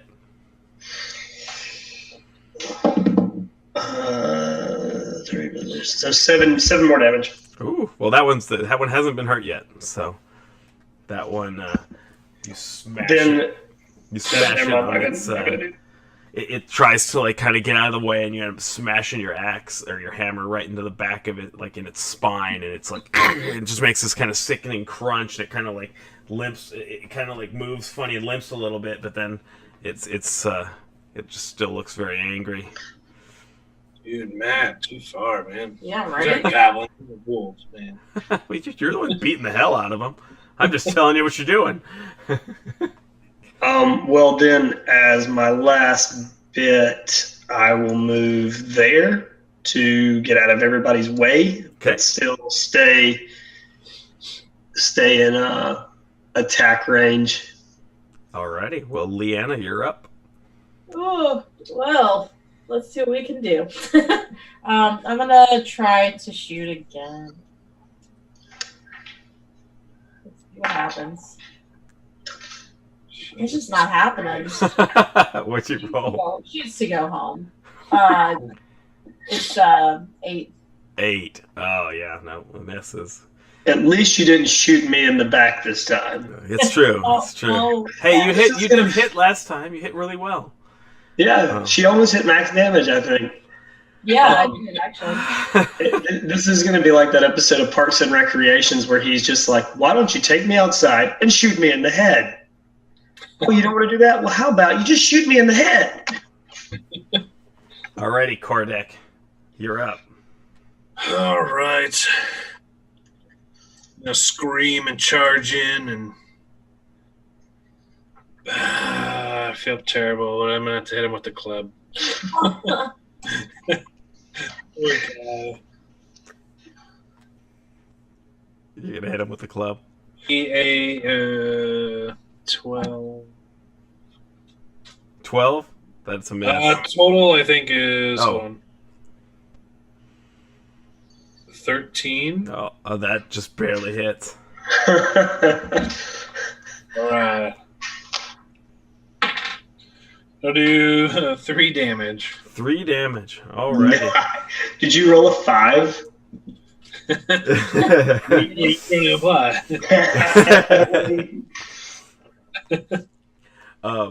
Yeah, you smack it with the club, and it kind of bashes it across the face. It's kind of got some blood coming out now, but it's still alive.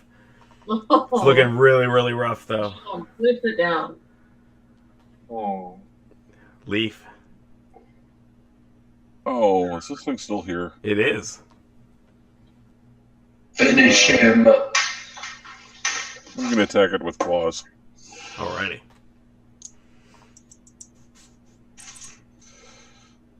$18. That hits.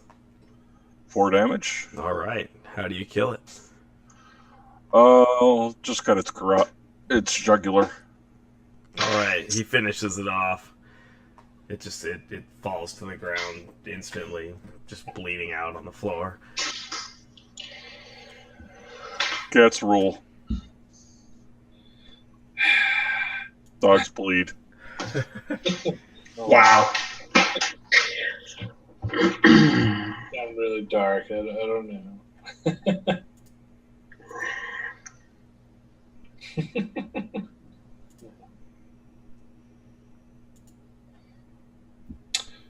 All right. So, the room you're in, you can see that it, other than the wolves that were here, you can see in the east wall there's like a fissure there that looks like it leads up. It's hard to tell from here. I want to go look for my dagger, I guess, that I threw. Alrighty, go ahead and roll your 50%. A 20. You find it. Nice. Leaf is going to go investigate this fissure over here. I'm going to touch myself and cast Cure Wounds. I'm glad that you finished that statement. Where's the D8? Where's the divinals? I'm gonna tie it to my daggers from now on. Do you have dark vision? Yes, you do. Going over there, you see that it looks like it's a natural chimney that leads up into some other part of the cavern system. It looks like it goes about 30 feet up. 30 feet up. Can I fit? Yes. Yeah, how wide is the... At the base of the fissure, there's a whole bunch of rubbish that looks like it's been discarded, like someone's been using it as a garbage chute for the wolves. Well, the thing of it is, claws out. I have natural climb speed. Yes, you do. 20. I'll just climb up. All right. Do-do-do-do-do. You climb up 20 feet. Listen. That's 20 feet around. I mean, you climb up, yeah. So, Uh,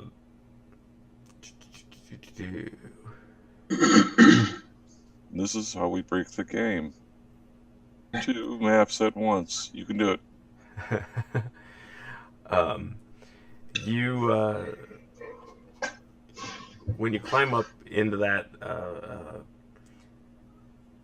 passageway, you see. I'll open it up for you so you can see what you see. I gotta move the other one too so that people out in the world can see what I'm opening up. If there's anybody out there. If anyone's out there, hello. Yes, hello. Okay. And oh wait. I am drawing, not.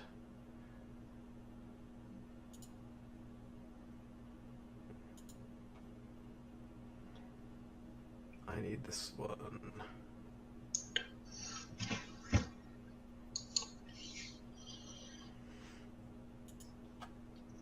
I'm still getting used to the Roll20 like icons. Yeah. Well, that's the entire purpose of this, is just get familiar with the tools. I'm really looking forward to the D&D Beyond one when they do it. All right. Oh. You see sacks and crates of looted provisions that are piled up on the south end of a large cave, and to the west, the floor slopes up towards a narrow opening that descends into where you're at. And then there's a larger opening that leads north down a natural stone steps, and the roar of falling water echoing from beyond. In the middle of the cavern, the coals of a large fire smolder. And you see this fellow sitting next to the fire, and a wolf laying down over there in the corner, and then these two guys. And player knowledge would say that's a hobgoblin. Character knowledge would be bigger goblin. And go ahead and make a stealth check. Oh. I just want to make sure. 6. All right, so as you clamber up, it turns and looks at you and sees you. I'm going to climb back down. As you're climbing down, you actually hear it say, "Who dares defy Clarg?" The orc that was with your mother last night, I yell back.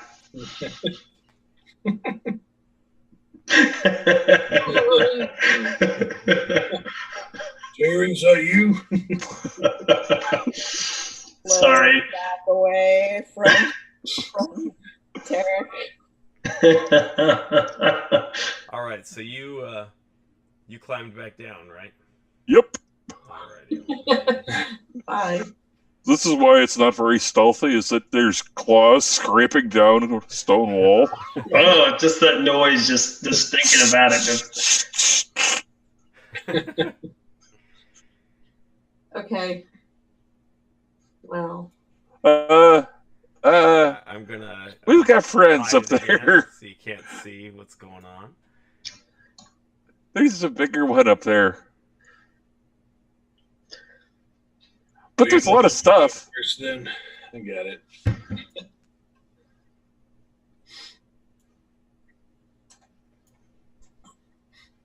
Are you actually going up there? I can't climb. Yeah. You're kind of little though. Can you just kind of like scramble on up? What makes doesn't make you better at climbing? What? What is it? How steep is it? 30. It's a 30-foot chimney. Oh, well. Should be. You could probably do it with athletics, maybe acrobatics. I was gonna say with my 17 strength, do I have the arm to start just chucking rocks through the hole? I mean, you could. Yeah, that sounds like a good idea. Yeah, let's do it. Well, I was just thinking goading them out to us instead of us going into them. Well, don't we have to go that way anyway? No, I have a good feeling we don't. Well, let's just not. Why are we fighting with them? They'll probably come around the west. Yeah, they'll probably come from this direction if we wait long enough, but we need to find Gundren still. But it wasn't there. Hey, did you just see enemies up there? Enemies and loot. I feel like we definitely need to go up there. I feel like it's not worth it. I would say I'd be interested for some loot. I was going to say, did loot braven you up a little bit?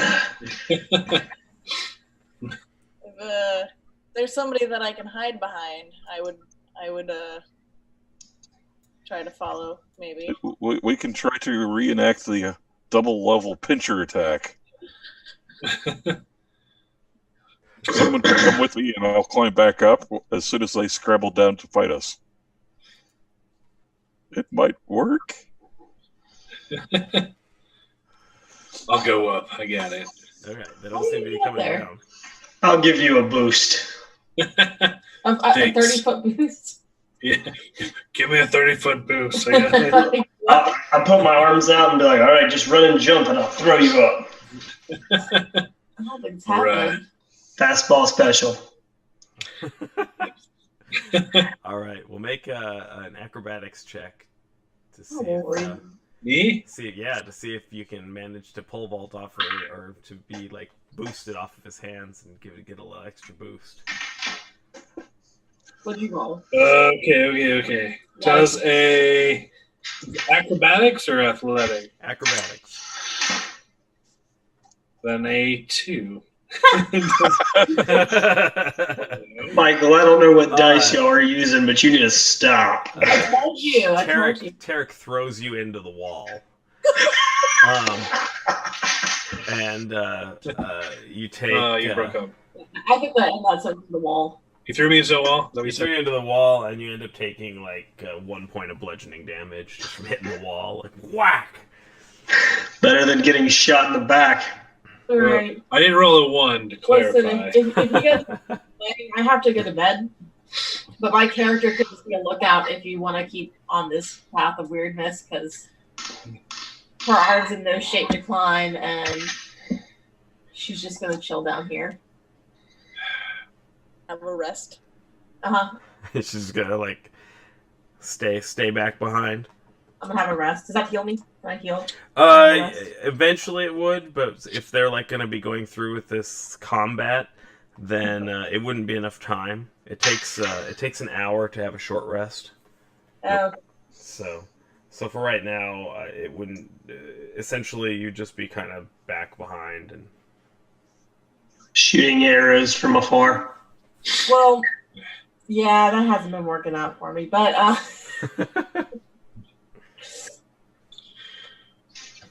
All right, so that didn't work. I think I'm gonna have to give you a boost. So I don't think we should go that way. Let's just go around, go back out and go around if we can. all right. I mean, I can do it. Michael, can I trust you with Leanna, or are you gonna do something stupid? Sure. He's not going to not do something stupid. Okay, listen.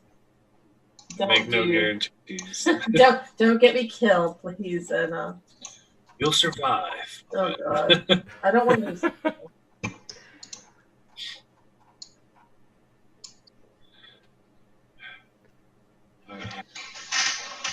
I don't want to do it. Okay, well, let's. What are we doing? I walk out of the room and start going this direction. I follow because I'm not staying here by myself. Yeah, put me behind him, behind the orc. All right. Half orc. My mother's side. eyes, because everyone's trash. All right. So let me find that bit there.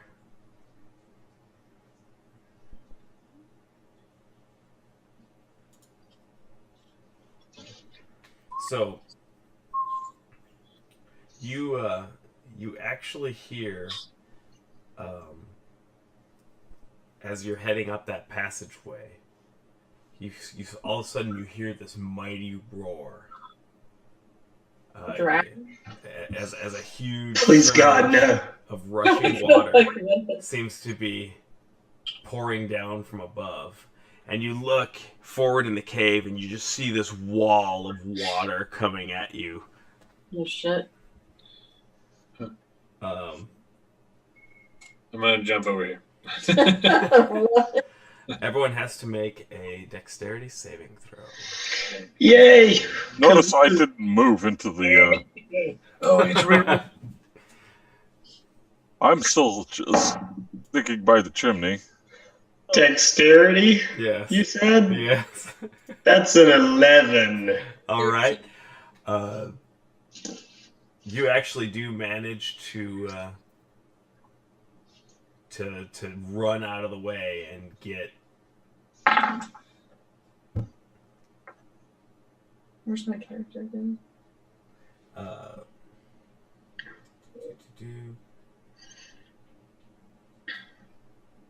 What am I looking for? Dex saving. I have 11. Oh, wait, a saving throw or a check? It's a saving throw. Okay, so actually I do get something to that, I think. Nope. All right. 11, whatever I said. All right. Well, that was enough. So you end up just getting the hell out of Dodge and getting up here. What did you roll, Leanna? Make freeze up again. No, I'm saying. What did Leanna roll? 11. 11. Okay, that was enough for you to get away as well. Corda? Yay. I had to use my luck, but with that I got 19. All right. So yeah, you're for a moment you think you see this wall of water coming at you and you freeze and you think, oh my god, it's gonna hit me, and then you're like, nope, I'm leaving. Wait, I could try not getting hit by this wave. It's a good. That's a thought. So dexterity Was it saving football throw. field? I don't know. Where did the? Yes. Here. Can you hear me, Kristen? Oh, sorry, what? Dexterity saving throw. What'd you get? Oh, I rolled a 13. 13? Okay, that's enough for you to get out as well. So, But now we're back in the cave. Better than downriver. basically all this water just comes just rushing out, and you climb up those stairs and you just see this it fills up a little bit into the cave you're in, but for the most part it just this big rush of water goes by, and then eventually it calms back down.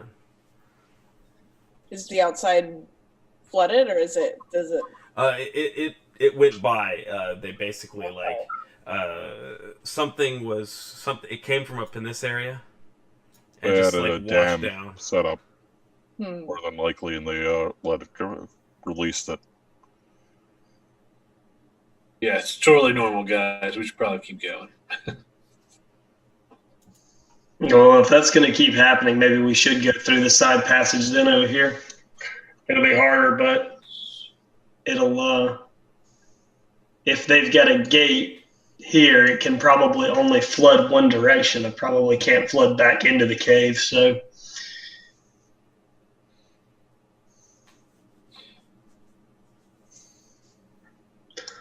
It's Whichever way you guys want to go. narrow, but I think we could do it, maybe.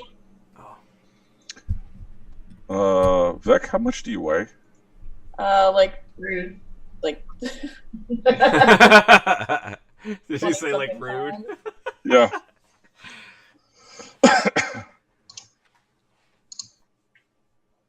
Oh, 24 pounds.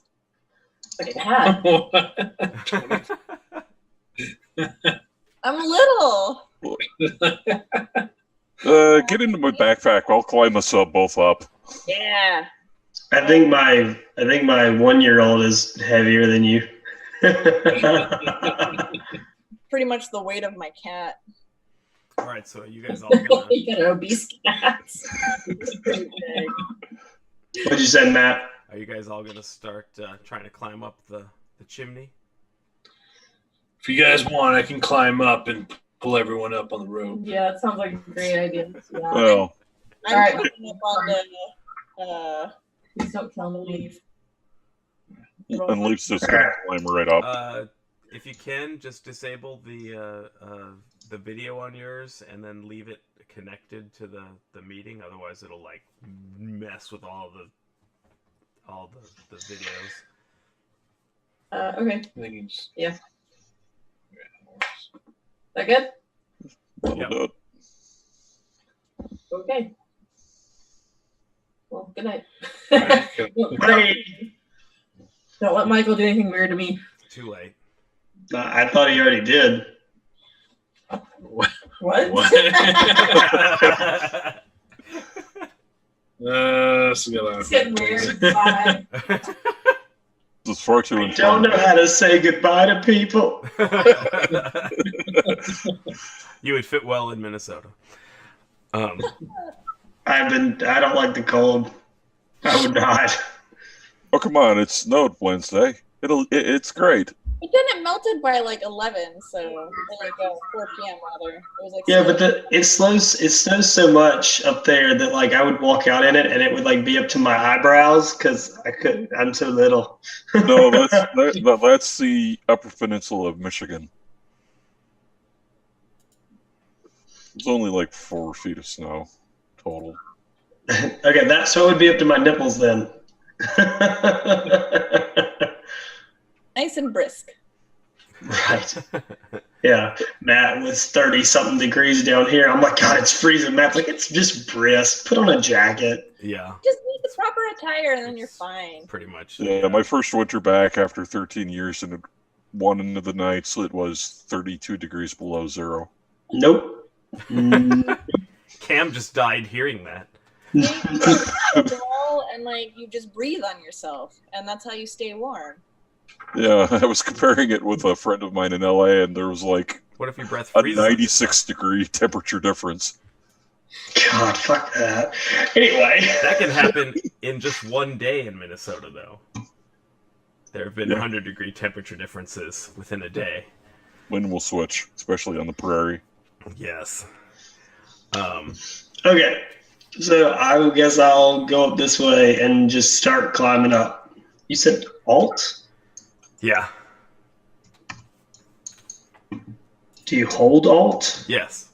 And then when you let it go, it'll at least stay wherever you put it. Oh, get off me, bro. Oh, Control. That's what I was hitting. Oh, yeah. Here we go. That's not Alt. No. Alrighty. So you're gonna try to climb up the Yeah. cave. All right. Yeah. Make a. Are you letting Tarek go first, or are you climbing up first? I was going to climb up first. Nothing else with a kobold in my pack. Alrighty. And just scrabble up. Just for the sake of what we're gonna do here, because they do know you're coming, obviously. So go ahead and roll initiative. Yep. 16. 13. All right. So Beck's got a 13. Leaf got Oh my God. 16. Yep. Mine's 15. 15. Nice. I don't know what Liana's stuff is. She gets a +3. Yeah, well, she got 20 then. A 20. 9. 9.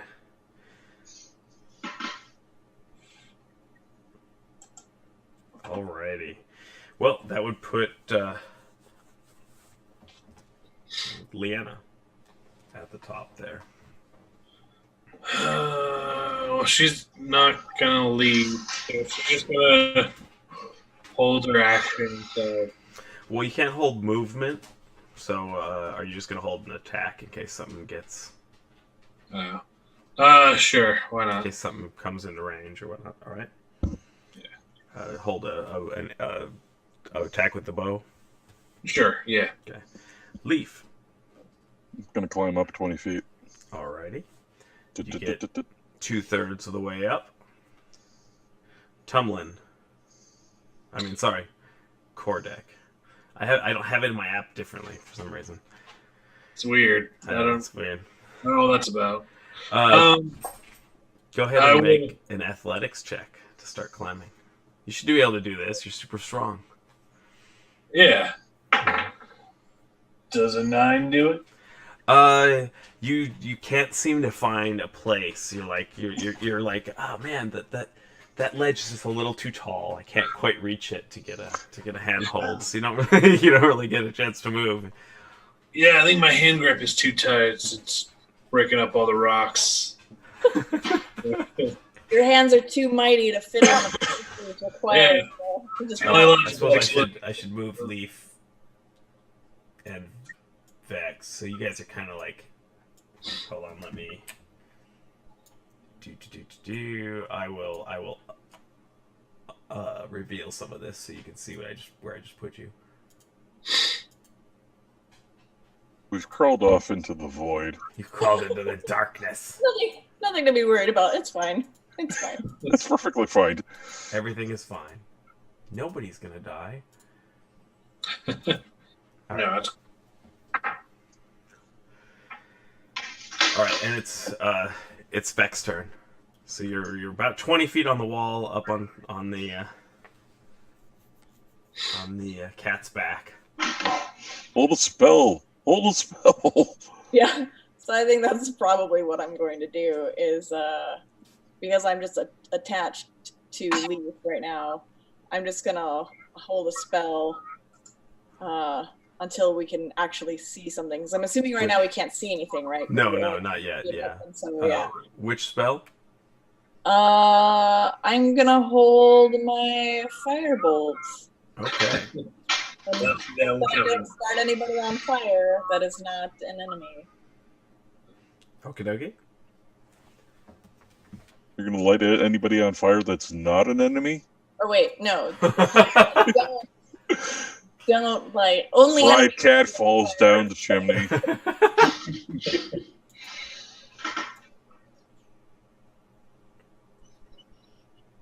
And I just realized we recreated Master Blaster.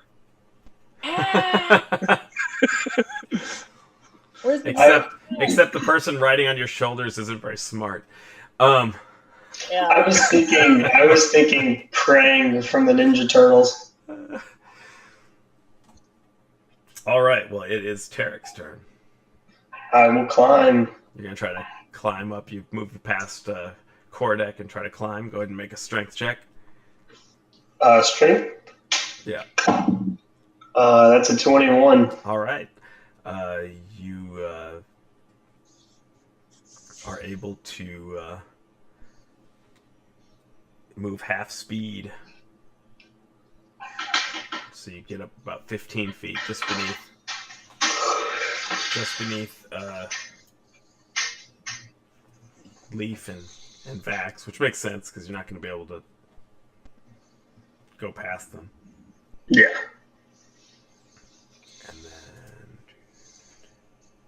all right.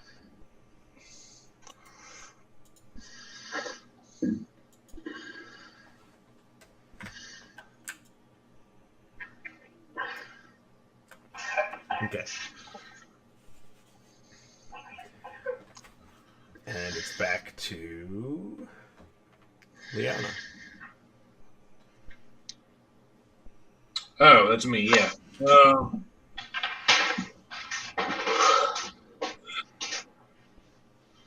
She'll move here. I guess she can't. She'll probably be better than me, so she's gonna start climbing up, I guess. I don't know what her athletics is, but I rolled a 9. Yeah, she's same. Let me look. Actually, her athletics are -1, so she rolled an 8. So yeah, she's in the same place you are. She just can't seem to find a handhold, even though she's taller than you. It seems like she can't figure out how to get that either. She can't wedge her fingers in deep enough into the crack to support her weight. Yeah. So, Leaf. Okay, there's about 10 feet left of climb. That means that I'd have 10 feet. That would leave me with about 15 feet. No.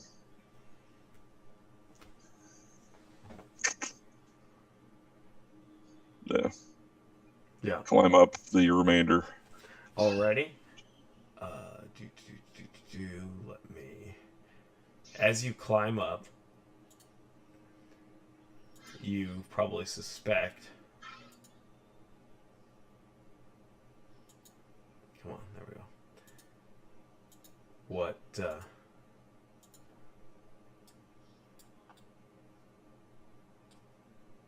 What's going on here?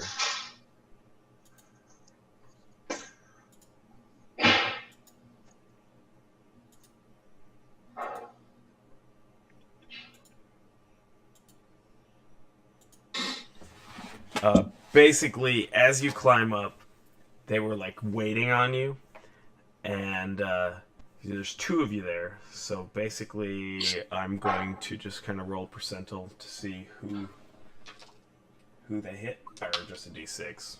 1 through 3, they attack backs on your shoulder, and 4 through 6, they attack you. But they're all just waiting, and as soon as you pop up, the larger creature has a javelin it throws at you, and the 2 goblins are like, choo, choo. They're shooting their longbows, their short bows actually. So the big one actually ends up going for you, Leaf. Okay. You should have some form of cover. 13. Doesn't 13 would miss. Yeah. So this javelin like goes ka-ching and like clings past you and like falls down the chimney, like kind of like falling past everyone and kind of freaking them out a little bit. And then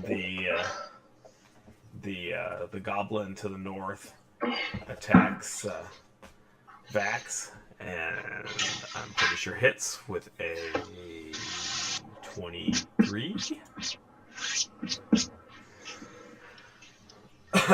And does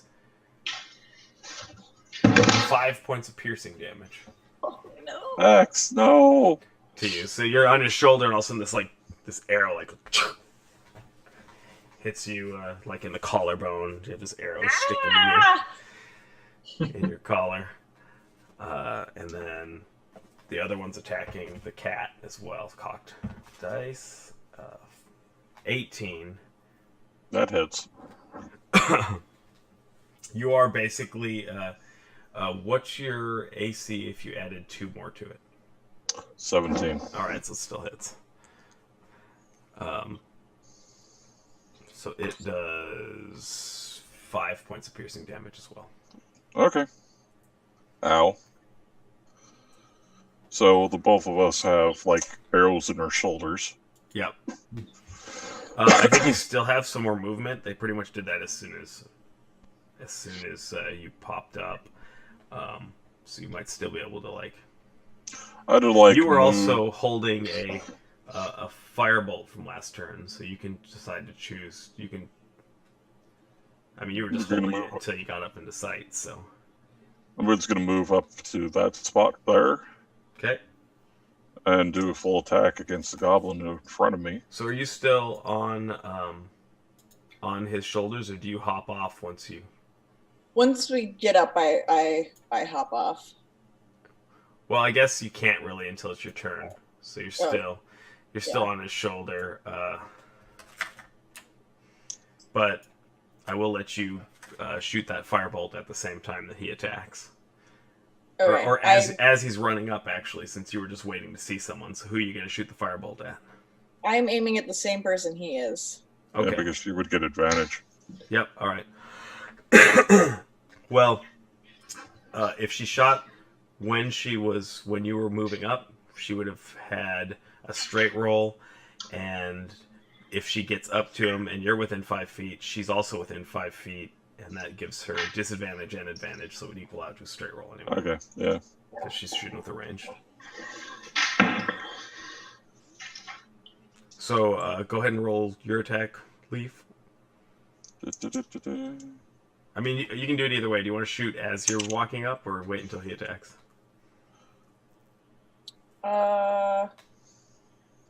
AC 19 Yeah, that definitely hits. with the axe. That's 6 points of damage. Ooh. All right.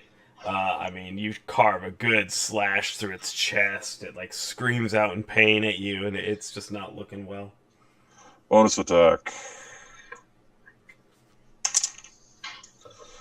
That's a 12, so that... No, 14. Still probably misses. Miss, yep. Just barely. Alright, so you shoot your firebolt.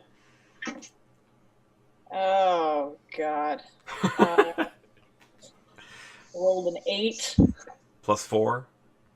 So 12. Yeah, so that's a miss. The firebolt, like, scorches a blackened chunk of rock just above the goblin's head, and it, like, looks at you and goes like... It's okay. 20% is pretty good. Yeah. And it is Kordak. All right. Are you ready? You gonna reach out and climb up? Hey, it does a 10. A 10? Yes. You're able to climb up half your speed. All right. So that's Rounded up. rounded down usually. So 10. Yeah. All right. So you made it 10 feet up the 30-foot. I'm not putting my hand down to anyone that's, will pull anyone else up. All right, and now it's your turn, actually, Vex, for this turn. You were holding the action from last turn, just waiting. So now it is actually your turn. So you're pretty much you're gonna have to get out of the same space that he's in for now. I mean, I guess you could still ride his shoulder, but it'd be. No, I don't. I don't need to do that. That's fine. Okay. I would rather not. So I hop down. I'm gonna try to, I guess, corner him. Okay. Or yeah, and well, I guess I could just try a melee attack since I'm so close. Sure. Stab it with a dagger.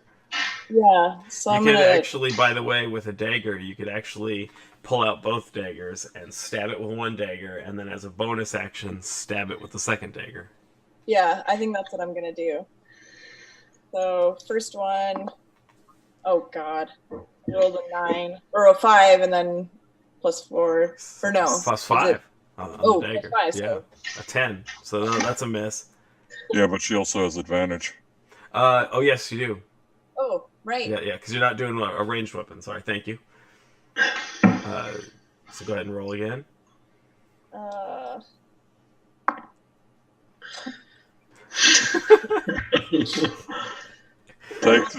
Take the 9. I rolled a 3. Okay, so you definitely missed the first attack. Second attack, Go ahead and roll advantage again. Okay, so I rolled an 18. All right, that's a hit. Was that the first attack? Roll the second one just in case you get a crit. Yeah. Nope. Okay. I rolled an 11, so 18. So 22, and then Definitely a hit. It's 1d4 1d4. Where are you? There you are. plus your dex bonus. Yeah, it's 1d4 plus 3 for her. So 5. How do you want to kill it? I'm just gonna go straight for like right into the chest, like trying to like really just like aim for the heart. Alrighty, you do. You run up and you're just like, and you stab into its heart, and it you just see its like life's blood like drain out of its face. It regrets laughing at you as it falls to its death. You can see the instant regret in its face. Stoically smug. Alrighty, that one's gone. And that pretty much does it for you.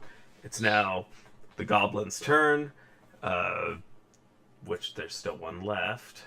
It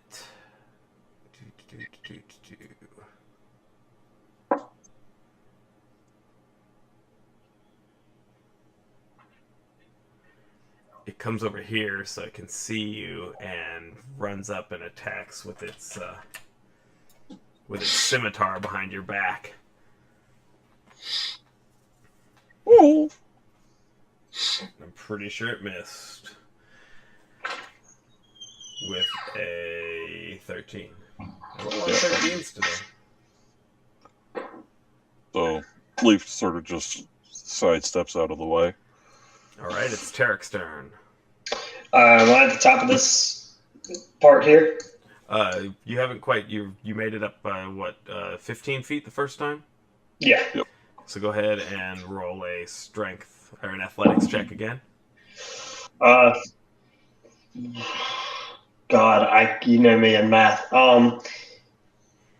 Is it above 15. 10? It's above 10. 15. Okay. Yeah, sorry. So you cry. It's bad, man. And especially this late in the evening, it's even worse. You climb the rest of the way up, but as you get up to the very top, you like pull up and you see that there's a goblin in the space that you would be crawling into. Was that an act? My movement or my action? That was his move. That's your movement. Then, he's right in front of me. Yeah, he's right in front of you. You are like still like kind of clinged to the ledge, so I'd say if you attack him, it's at disadvantage. I cast word of. Can I see all three of them? The hobgoblin, the goblin, and the wolf. Yes. Well, from where your angle is, you can't really see the wolf. He's kind of behind that stalactite, like kind of hiding. Or stalagmite. You can see the bugbear kind of peeking out from behind it, but he's like 3/4 cover the way he's hiding behind it. It's fine as long as I can see him. Since I'm tapped on spells, I'll cast Word of Radiance. So the two that I can see need to make Constitution saving throws. Alrighty. What does that do? They take 1d6 radiant if they fail. Oh, okay. So it's a DC 12. Constitution. Let's see. How are they on Constitution? The goblin succeeds, actually, at a natural 15. And the big guy gets a natural 20 on it. So. Okay. All right, then nothing then. Sorry. No, you're good. I don't think I have anything on bonus actions left.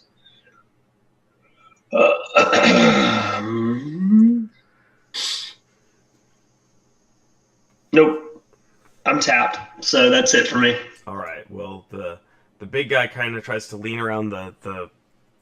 You have 3/4 cover, Vex, but it tries to like hit you with its morning star it's holding. It tries to like kind of reach around and the pillar and hit you, but what's your AC? 16. All right, so for this you have an AC of 21 essentially, because he can't really hit you too well, and he misses. He like kind of clumsily, like you see this like morning star reach around the pillar and try to whack you, and you just dodge out of the way. And then. Good old reach around and whack. Oh.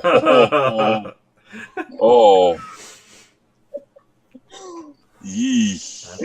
That's my sister. Anyway.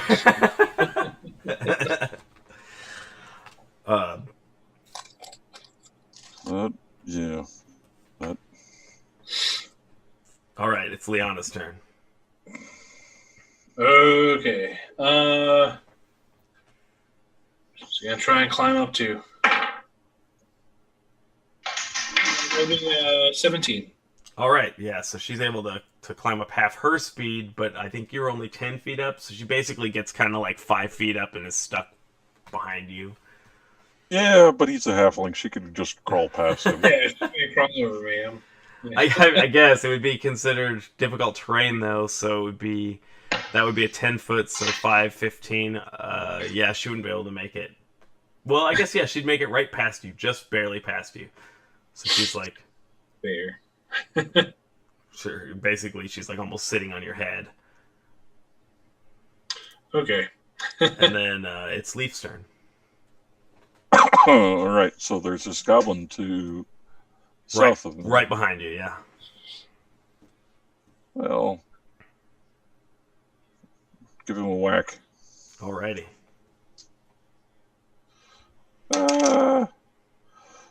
What did AC 23 hit? Oh yes. And for 8 points of damage? How do you kill it? Oh, I think I'll just cleave its head. Like with Hand axe. with hand axe, you just take its head off?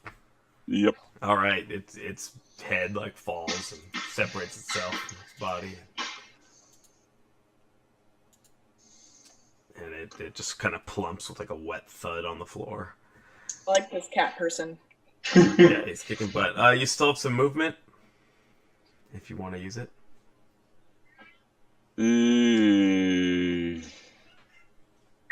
I think I'll annoy the bugbear. Alrighty. So if this would be like 10 there. Yeah. And then 20. And then squeeze through there, yeah. And then I'll punch, take a claw to our friend here. Alrighty. Oh, AC 10. Yeah, that misses. All right. He just kind of like dodges out of the way and like looks at you and he looks at you and he says, what does he say? I'm on the wrong spot in here because I was doing the other thing. He looks at you and says, Clark would build a throne from your bones, puny one. I like this guy. Seems very reasonable. It's Have we Cordex. tried talking to him yet? I mean, It's Cordex's turn. You're kind of stuck, even if you do succeed. Like, I mean, sneak right above. I mean, you'd be like, yeah, you'd be like leapfrogging her. I mean, I guess you can. Just go ahead and roll your. Does a 2 do anything? Oh, you know what a 2 does actually is you lose your grip, and Well, do you think I didn't roll a 2?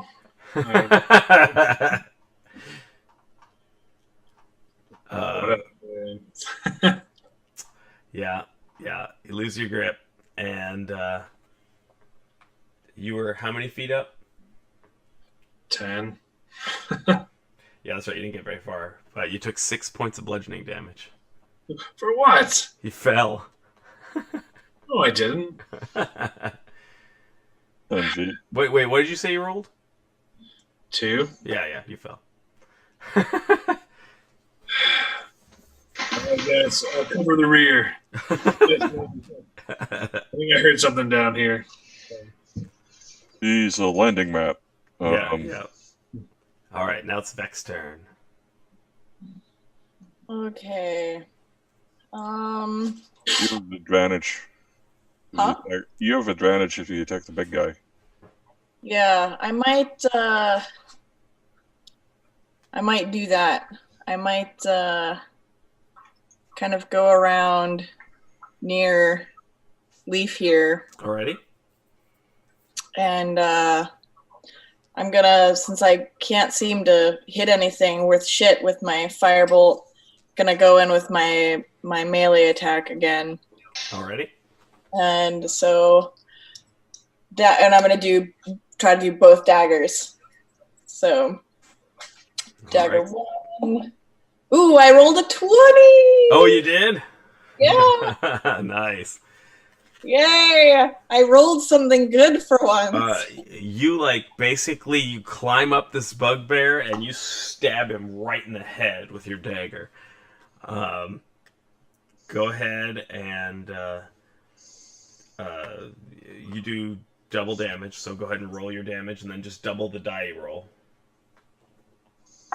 Okay, so I got a 8, and then plus, it's 8, and then you add your modifier.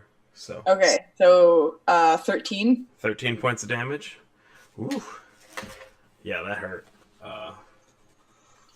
And then I still got my other and dagger. then he needs to make a Constitution saving throw. I hate to be an ass, but it's actually 11. After this fight, we'll finish up. Shouldn't take that long. He fails his Constitution saving throw, and he is stunned. And remind me, what does stun do for us? He automatically fails Strength and Dexterity saving throws, and attack rolls against him have advantage. Excellent. I still have my other bonus attack, though, right? Yes, you do. So I'm going to go ahead and do that. Double advantage, otherwise known as advantage. Advantage, yes. So I rolled 15 for my first roll. And 6 for the other. So you end up the second one. You hit this hide armor. It looks like you were just about to hit him, but it kind of scrapes off his armor. It doesn't quite find purchase. Was it straight 15, or was it the 15, 15 die? I rolled a 15. So you got a bonus. So you actually, you hit him then. Okay. AC 20.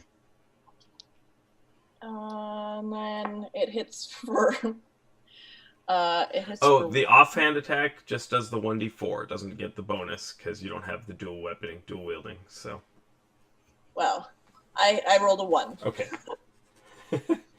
So in frustration, you just kind of you find this little kink in his arm, and you kind of stab just a little way through. It kind of pokes him in the ribs, and he's just ah! Can't really do anything because he's stunned. You found a kink in his armor at his shin. Yeah. Yep. More like the ankle. Yeah, the ankle. Yeah, you got him in the ankle. You're like a little kobold Chucky doll. God.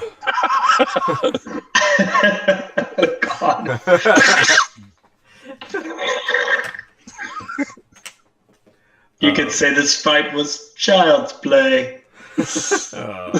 Sorry. All right.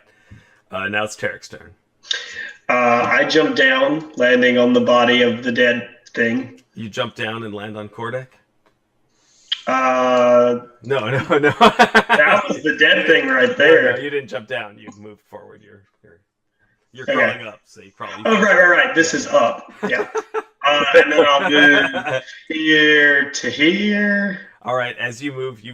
Okay. You moved through this space.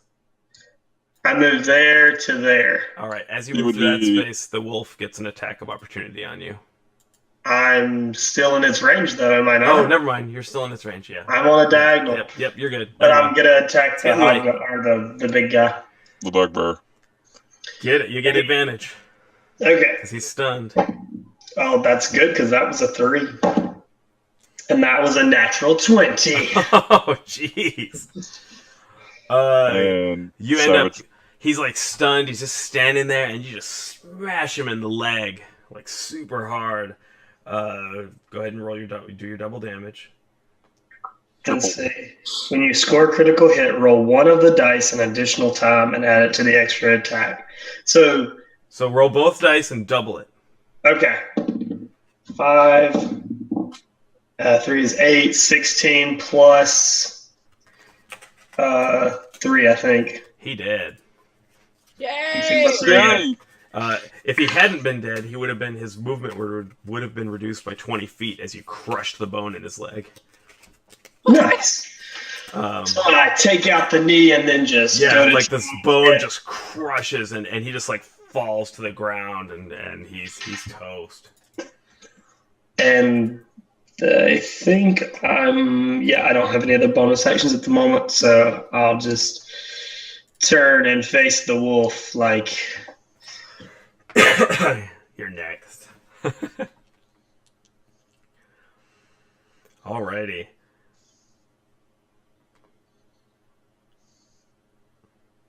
Yeah, that's all that's left. And it's the wolf's turn. It never had a chance to attack because you guys were all behind stuff, but you just took out its master. It's not happy. It's gonna try to attack you. Ooh. Critical hit. Yay! It grabs hold of your arm and just starts like wrenching on it. You take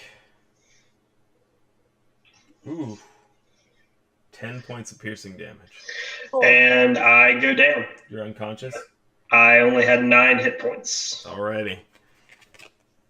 And it wrested your weapon from your... Well, I mean, you drop your weapon when you go unconscious anyway, but it basically knocked your weapon out of your hand and pulled you to the ground, and now he's bleeding out on the ground. Oh, shit. What happens, by the way, Kristen, in 5th edition, when you get knocked unconscious, you go into... it's like death or dying. Any damage you take when you're unconscious is an automatic death saving throw fail. Okay. And when you're prone and they're within 5 feet of you, it counts as a critical hit, which counts as two death fails. And if you get 3 death fails, you're dead. Okay. So now it is Liana's turn. And you can take a turn to like make a medicine check and stabilize somebody. I'm just gonna continue up and 10 keep going up. Yeah, you make it 10 more feet. 20. So Okay. It's only half your movement. No, wait, that was Luciana, so she's all the way up. Oh yeah. She actually she's all the way up. Okay. I thought it was Kordek. No. Yeah, so she made it up here. I guess as she gets over the top. She's actually like here. Okay, cool. Yep. Can she see the dog? Yeah, it's 3/4 cover though, so it's +5 to its AC. I mean, that's all that's there, so I'm gonna take a shot at it. Roll better than she did. I did, technically. Let's see, 5 plus whatever. Yeah, I'm sure it's a miss. Are you sure? Do you want to consult the paper? 5 plus 5, 10. Yeah, it's a miss. Okay. I guess I'll believe you this time.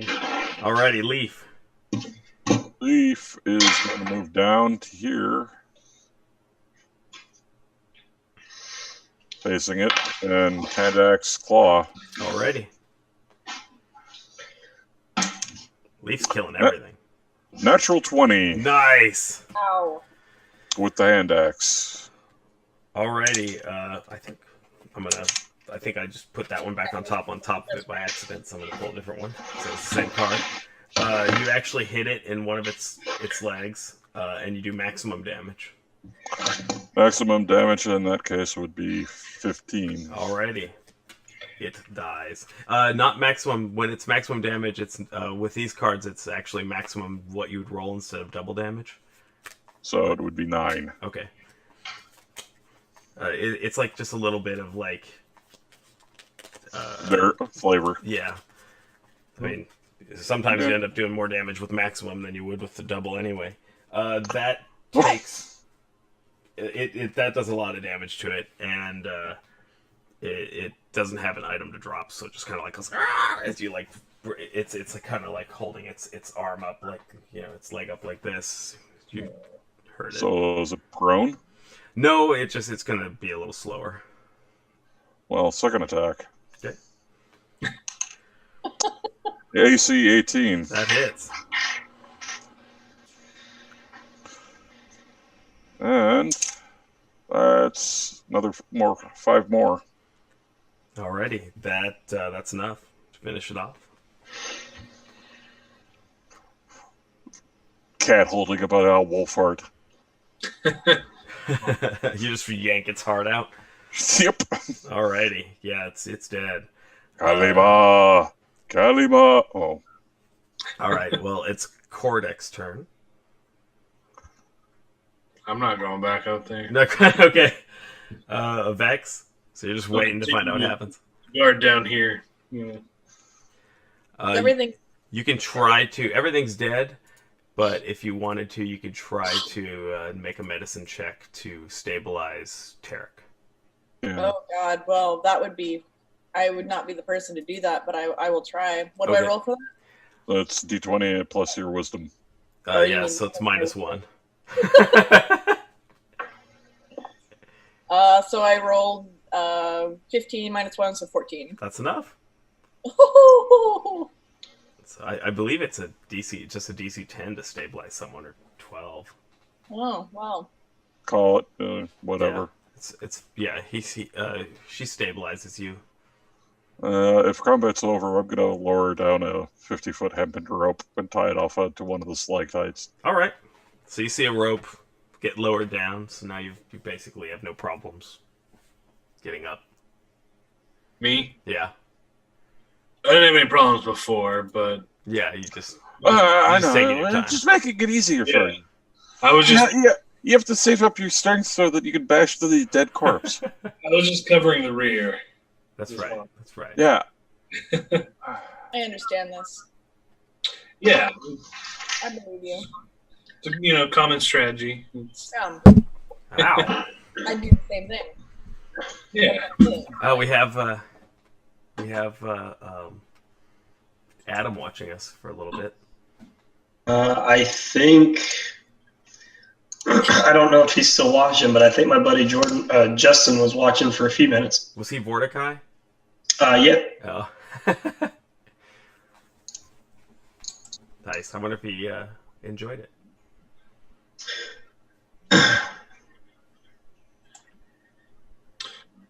All right. Look for stuff. Yeah, I want to loot some bodies. Short rest would be good too. Yeah.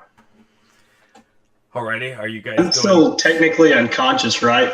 Yes. If he stabilized, isn't he brought back to 1? No, stabilize is just unconscious. During a short rest, if he spends hit dice, it would wake him back up, essentially. Okay. Yeah. So Are you guys going to what kind of preparations are you going to make to are you going to stay kind of in that corner so you're not like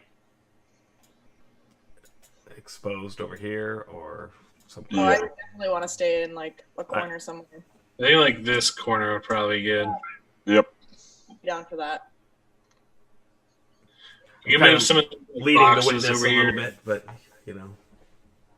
just kind of making sure that people knock the rust off. Yeah. All right, go ahead and are you gonna have anyone keeping watch? Do you do anything with Tarek, or do you leave him unconscious next to the? We bring Tarek and hide him behind, and guard him. All right, so kind of drag him back here. Oh man. I'll just kind of move you guys all. and we're gonna do a Short a rest. short rest. Yeah. Okay. On a short rest, you can use You spend a hit. Basically, the way it works, and for Kristen, when you hit short rest on your character sheet, you can tell it to spend a hit die. And when you spend a hit die, you can roll your hit dice, which is like, I think is it a D6 for you? Yeah, 1d6 plus 2. Yeah, so you roll that, and that's how much health you get back if you want to spend it. You don't have to spend it. If you think you're good and you want to stay, you can stay. Well, I need to recover something. Okay, yeah, go ahead and roll it then. Where are you? There you are. back up to full health. Oh, so I rolled a 6 plus 2, so I'm. I am up to 5. I'm up to 7 again. Nice. And Well, do you want to look around the room before calling it for the night? Sure. yep. Yeah.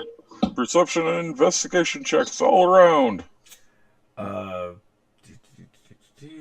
This is this one. So there are basically there's you see all the supplies around the edges. It's like piles of sacks and crates. Most of them are marked with an image of a blue lion, which is the symbol of the Lion Shield Coster.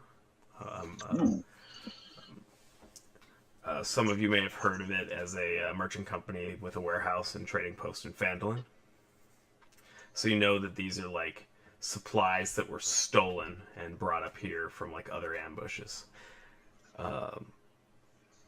There is also there's a lot, by the way. Like there is a lot of supplies that were stolen here. But in addition to the stolen provisions, there is a treasure chest, which is, I think, I'll just say any of this could be a treasure chest. I'll say it's like this. There's a treasure chest over there. Where?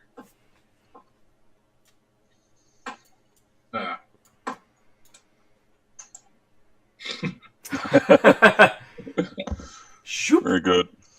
The barbarian like teleports. The beacon that summoned me. Can I specifically inspect the hobgoblin? Yeah, I mean he is just carrying his morning star and a couple more javelins, and has some hide armor on. Yeah, it's actually Bugbear. Yep. Sorry, Bugbear. I think I walked away when you had said that. Yeah. I'm gonna take his morning star. Already? I'll take a look at the chest. All right. We're gonna dig around. Leaf is gonna dig around and see if there's anything shiny in the provisions. What are you doing with the chest? Are you just making I'm a perception taking it. check to see if it's Yes. to see if there's something going on with it? Yeah. All right. What'd you roll? So it'll be 21. It doesn't look like it's trapped. Well, then I will break it open. You're gonna break it? Not gonna Sorta. open it. Oh, okay. But it's not open. I guess maybe it's not locked. I'll He like cracks it open, realizing afterward it's not locked. Is it locked? It was not locked. Oh. I don't know. Maybe I just opened. It's actually a treasure chest. It contains a lot of coins. It has 600 copper pieces in it. It has 110 silver pieces. 2 pinkish-looking vials of some liquid, and a little jade statuette of a frog that has tiny little golden orbs for eyes. All right, hold on. Let me get something to write that down with. All right, you said 600 copper, right? Yeah. 110 silver. 110 silver. 2 2 pink vials. pink. Pink? Yep. And green frog. Jade frog statuette. Yep. Gold eyes. Gold eyes. Nice. All right, I guess I'll make an announcement to everyone. Good. Chest has 600 copper, 90 silver, 2 pink vials, and nothing else. That's what you said? 2 pink vials and nothing else? Make a deception check. All right. Already suspecting that something is off, considering he was throwing daggers, I'm going to barbarically. Trying to decide if I believe him or not. Anyone can throw daggers. Throws daggers better than he smashes things with the club. What did you roll for deception? Hold on. What'd you roll for not deception? I asked you first. It's actually not too bad, I guess. 13? Well, my insight was 20, so... He's lying. I won't call him out on it, but I'll be like, I hope you're planning to share everything you find. Yeah, okay. And then I guess I'll inspect over in this area. Somebody wants to help me because there's a bunch of junk over here. It's all the provisions and everything. It's all the stuff that was stolen with the Okay. lion crest on it and stuff. So nothing special that stands out. It's very loud in this room, by the way, because of the water rushing area coming. There's a water sound coming from over here. And so God. that's why. That's why you figure that's kind of why no one came up to like check why there was fighting happening up here, because it's so loud. So what is this? Just like food and stuff, or Yeah, it's all the provisions they stole. So this dude was like keeping them all here. Is there any mint? Mint? Yes. Make an investigation check. Very good. That would be a 4. You don't think so? Ah, damn it. These crates seem to not want to open even. Like, you figure none of them. There's no way there could be any of these. All right. Has anyone checked the goblins or anything? The bugbear had this morning star, and I hold the weapon up, and a couple javelins in his armor that I didn't bother with. But I didn't check the other two.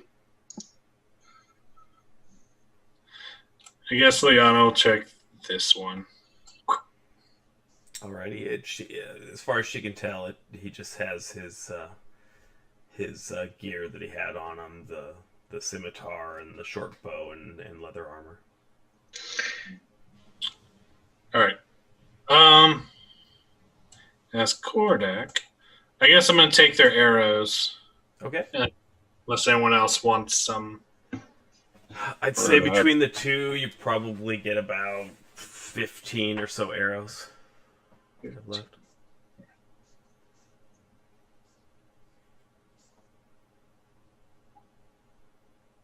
Okay.